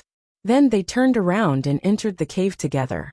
Wei Chuanxiu and Yin Peng looked at each other. The former blew his beard and glared at him. What a guy who only cares about the opposite sex. Inside the cave where Bai Suzhen cultivated, there was a clean long couch. Yu Qianqiu was lying comfortably on it with his head resting on the thigh of a beauty. His eyes were wide open as he looked at Bai Suzhen, who was stroking his face and smiling at him. He asked, "Why did you stop cultivating? Did we disturb you?" Bai Suzhen shook her head and said with a smile, "I couldn't hear your voices even after setting up a soundproof enchantment. I just wanted to take a walk after I finished cultivating and saw you." "Oh, so that was how it was. By the way, there's something I want to tell you." Yu Qianqiu lay on her lap and told her about what had happened recently, especially about how all the cultivators in the human world had been wiped out. Then, he stared at the expression on Bai Suzhen's face without blinking. Bai Suzhen frowned, then nodded slightly and said, "I understand what you mean. When you think it's appropriate, let's go back to my home and move my Snow Fox clan to a safe place." Yu Qianqiu didn't know what to say to this considerate confidant. He raised his hand and grabbed the hand that was caressing his face. A naughty smile suddenly appeared on his face as he said, "I think it's time for our relationship to take another step forward." "Take another step forward?" Bai Suzhen was startled. For a moment, she didn't know what he meant. Yu Qianqiu's finger had already gently touched the bulge of her heart. Then he pressed his entire palm on it. Bai Suzhen immediately understood what he meant. A blush appeared on her face, and a hint of shyness flashed through her eyes. Bending her soft waist, she lowered her head and took the initiative to press her lips against Yu Qianqiu's. The warmth of the other party's body and the attractive aura on their lips immediately ignited the lust in their hearts. Seeing that she agreed, Yu Qianqiu's beastly nature instantly erupted. He suddenly flipped over and placed Bai Suzhen on the bed. Bai Suzhen let out a moan. Their mouths couldn't be separated. Their tongues tangled together, and his hands were groping all over Bai Suzhen's body. Just as he pulled open Bai Suzhen's clothes, revealing her snow-white skin, his hand touched her soft and smooth skin. Before he could reach in, he suddenly heard Hong Tailong's loud voice coming from outside. "Yu Qianqiu, where did you go?" This voice was so loud that even the people outside the base could hear it. F***ck. Yu Qianqiu suddenly raised his head and looked at the beautiful woman who was panting under him. He threw caution to the wind and said, "F***ck. Let's not care about him. Let's get down to business first. Just as he laid down again, Bai Suzhen suddenly couldn't help but burst out laughing. She reached out her hand to support his body and said, "You go do what you need to do first. I can't relax with someone outside. Next time come and find me. We'll find a quiet place." What she meant was that this time, there was no atmosphere. The swan meat that he could finally taste after waiting for such a long time was scared away by someone. Yu Qianqiu instantly jumped up with a face full of grief and indignation. He quickly walked out, and his angry roar came from outside. "Hong Tailong, you uncultured thing. I was doing something very important, but I was interrupted by a beast like you." Bai Suzhen sat up on the bed and tidied up her messy clothes. When she heard Yu Qianqiu yelling at someone outside, she couldn't help but giggle. She tidied up her hair and walked out. Hong Tailong, who had been scolded to the point that his head was spinning, finally waited for Yu Qianqiu to take a breather. He said with a stunned expression, "What did I interrupt you for?" Just as he finished speaking, his gaze paused on the hole in the stone wall in front of him. He saw a beautiful woman in white standing there and nodding at him as a greeting. That was the place where Yu Qianqiu came out from. Wei Chuanqiu, Yin Peng, and Xin Yu stuck their heads out from 3 different directions and looked in their direction. Hong Tailong instantly realized that he had ruined their plan. He slapped his forehead and said, "So you're just sharpening your axe to cut firewood? I was wrong. I was wrong. You continue with your important business. I'll leave. I promise I won't disturb you anymore." He waved his hand repeatedly to signal Yu Qianqiu to go back, then turned around and left. *CKU. Yu Qianqiu cursed loudly. He wanted nothing more than to go over and give him 2 kicks. The atmosphere was already ruined. What was the use of you leaving? Hong Tailong pretended not to hear anything. He buried his head in a hole and crawled into it. He faced the wall and drew circles with his index finger. He kept mumbling, I was wrong. Right at this moment, Zhang Peng quickly dashed into the karst cave from the outside. He also heard Hong Tailong shout, and knew that his master had returned. It just so happened that he had something to talk to him about. Who knew that he would see his master so angry the moment he arrived? He stood at the entrance of the cave, not knowing what to do or what was going on. Yu Qianqiu glanced at Zhang Peng. He knew that he wouldn't come here for no reason. Therefore, he suppressed his anger and temporarily put Hong Tailong's matter aside. He walked over and asked, What's the matter? Zhang Peng was stunned. He immediately remembered why he was looking for his master. He quickly replied, When Rui wanted to look for you a few times, but unfortunately he never met you. When Rui? Yu Qianqiu paused and frowned. When Rui from the One Lanfeng clan? Yes. Zhang Peng nodded. Yu Qianqiu asked curiously, Why is he looking for me? Let's go take a look. The master and disciple flew out together. In the base's conference room, Yu Qianqiu didn't have to wait long before Zhang Peng brought Wen Rui over. When Wen Rui saw Yu Qianqiu, he quickly bowed and said, Greetings, torture envoy. Haha, we're all acquaintances. Take a seat. Yu Qianqiu sat on the seat of honor. He asked curiously, I heard that you've been looking for me a few times. What's the matter? When Rui didn't sit, he walked up to him and cupped his hands. I've been trying to find out something, but unfortunately, I haven't been able to find out anything. Therefore, I'd like to ask the torture envoy. Yu Qianqiu's eyes flickered. He could roughly guess what Wen Rui wanted to ask, but he still wore a faint smile on his face. Ask away. There's no need to be so reserved. Then, I'll be presumptuous. Wen Rui cupped his hands again and said, Here's the thing. There are hundreds of cultivators from the Wen clan. Everyone knows that ancestor Wen Lanfeng has left with you, torture envoy. But this time, we didn't even get to see him. Everyone really misses him. So they asked me to ask the torture envoy where our ancestor has gone. Or has something happened to him? Yu Qianqiu sat up straight and tapped his fingers on the table. To be honest, I don't know where your ancestor has gone. When I was still in the mystic immortal city, your ancestor found me. He said that he wanted to regain his dignity in front of Lu Yanqing. You should know that your ancestor has deep feelings for Valley Master Lu, so he left to cultivate alone. I've been looking for him often, but unfortunately, I haven't heard from him yet. Sigh. I'm also worried that something might have happened to him. So that's how it is. When Rui bowed, a thoughtful expression on his face. After a while, he looked like he wanted to say something but hesitated. Speak your mind. I'll definitely help you if I can solve any problems. Yu Qianqiu didn't finish his sentence. He wondered if the One clan didn't have the upper hand in the military competition system, so they wanted to find Wen Lanfeng to support them.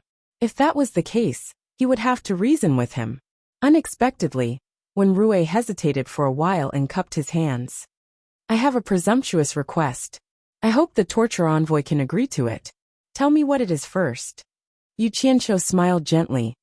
Well, when Rui was a little embarrassed. To tell you the truth, the ancestor is the backbone of the Wen clan. Hundreds of clansmen want to find the ancestor, and have been urging me to do so.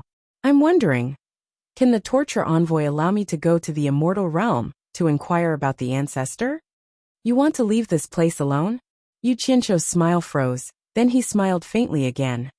It's not that I don't want to promise you, but the immortal realm is currently in a time where the demonic Tao is running rampant. It's too dangerous for you to go out alone. I'm afraid that once you leave this place, you'll most likely die.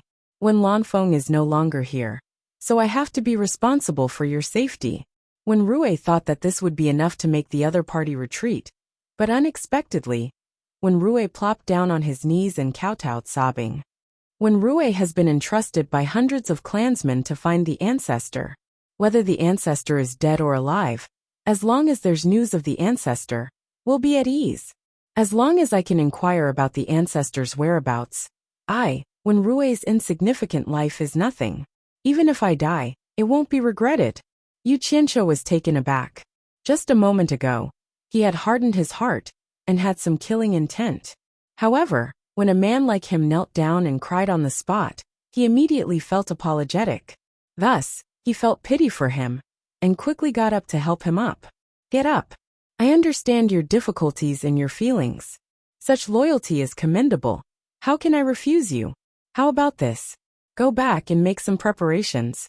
When I leave, I'll take you with me. How about that?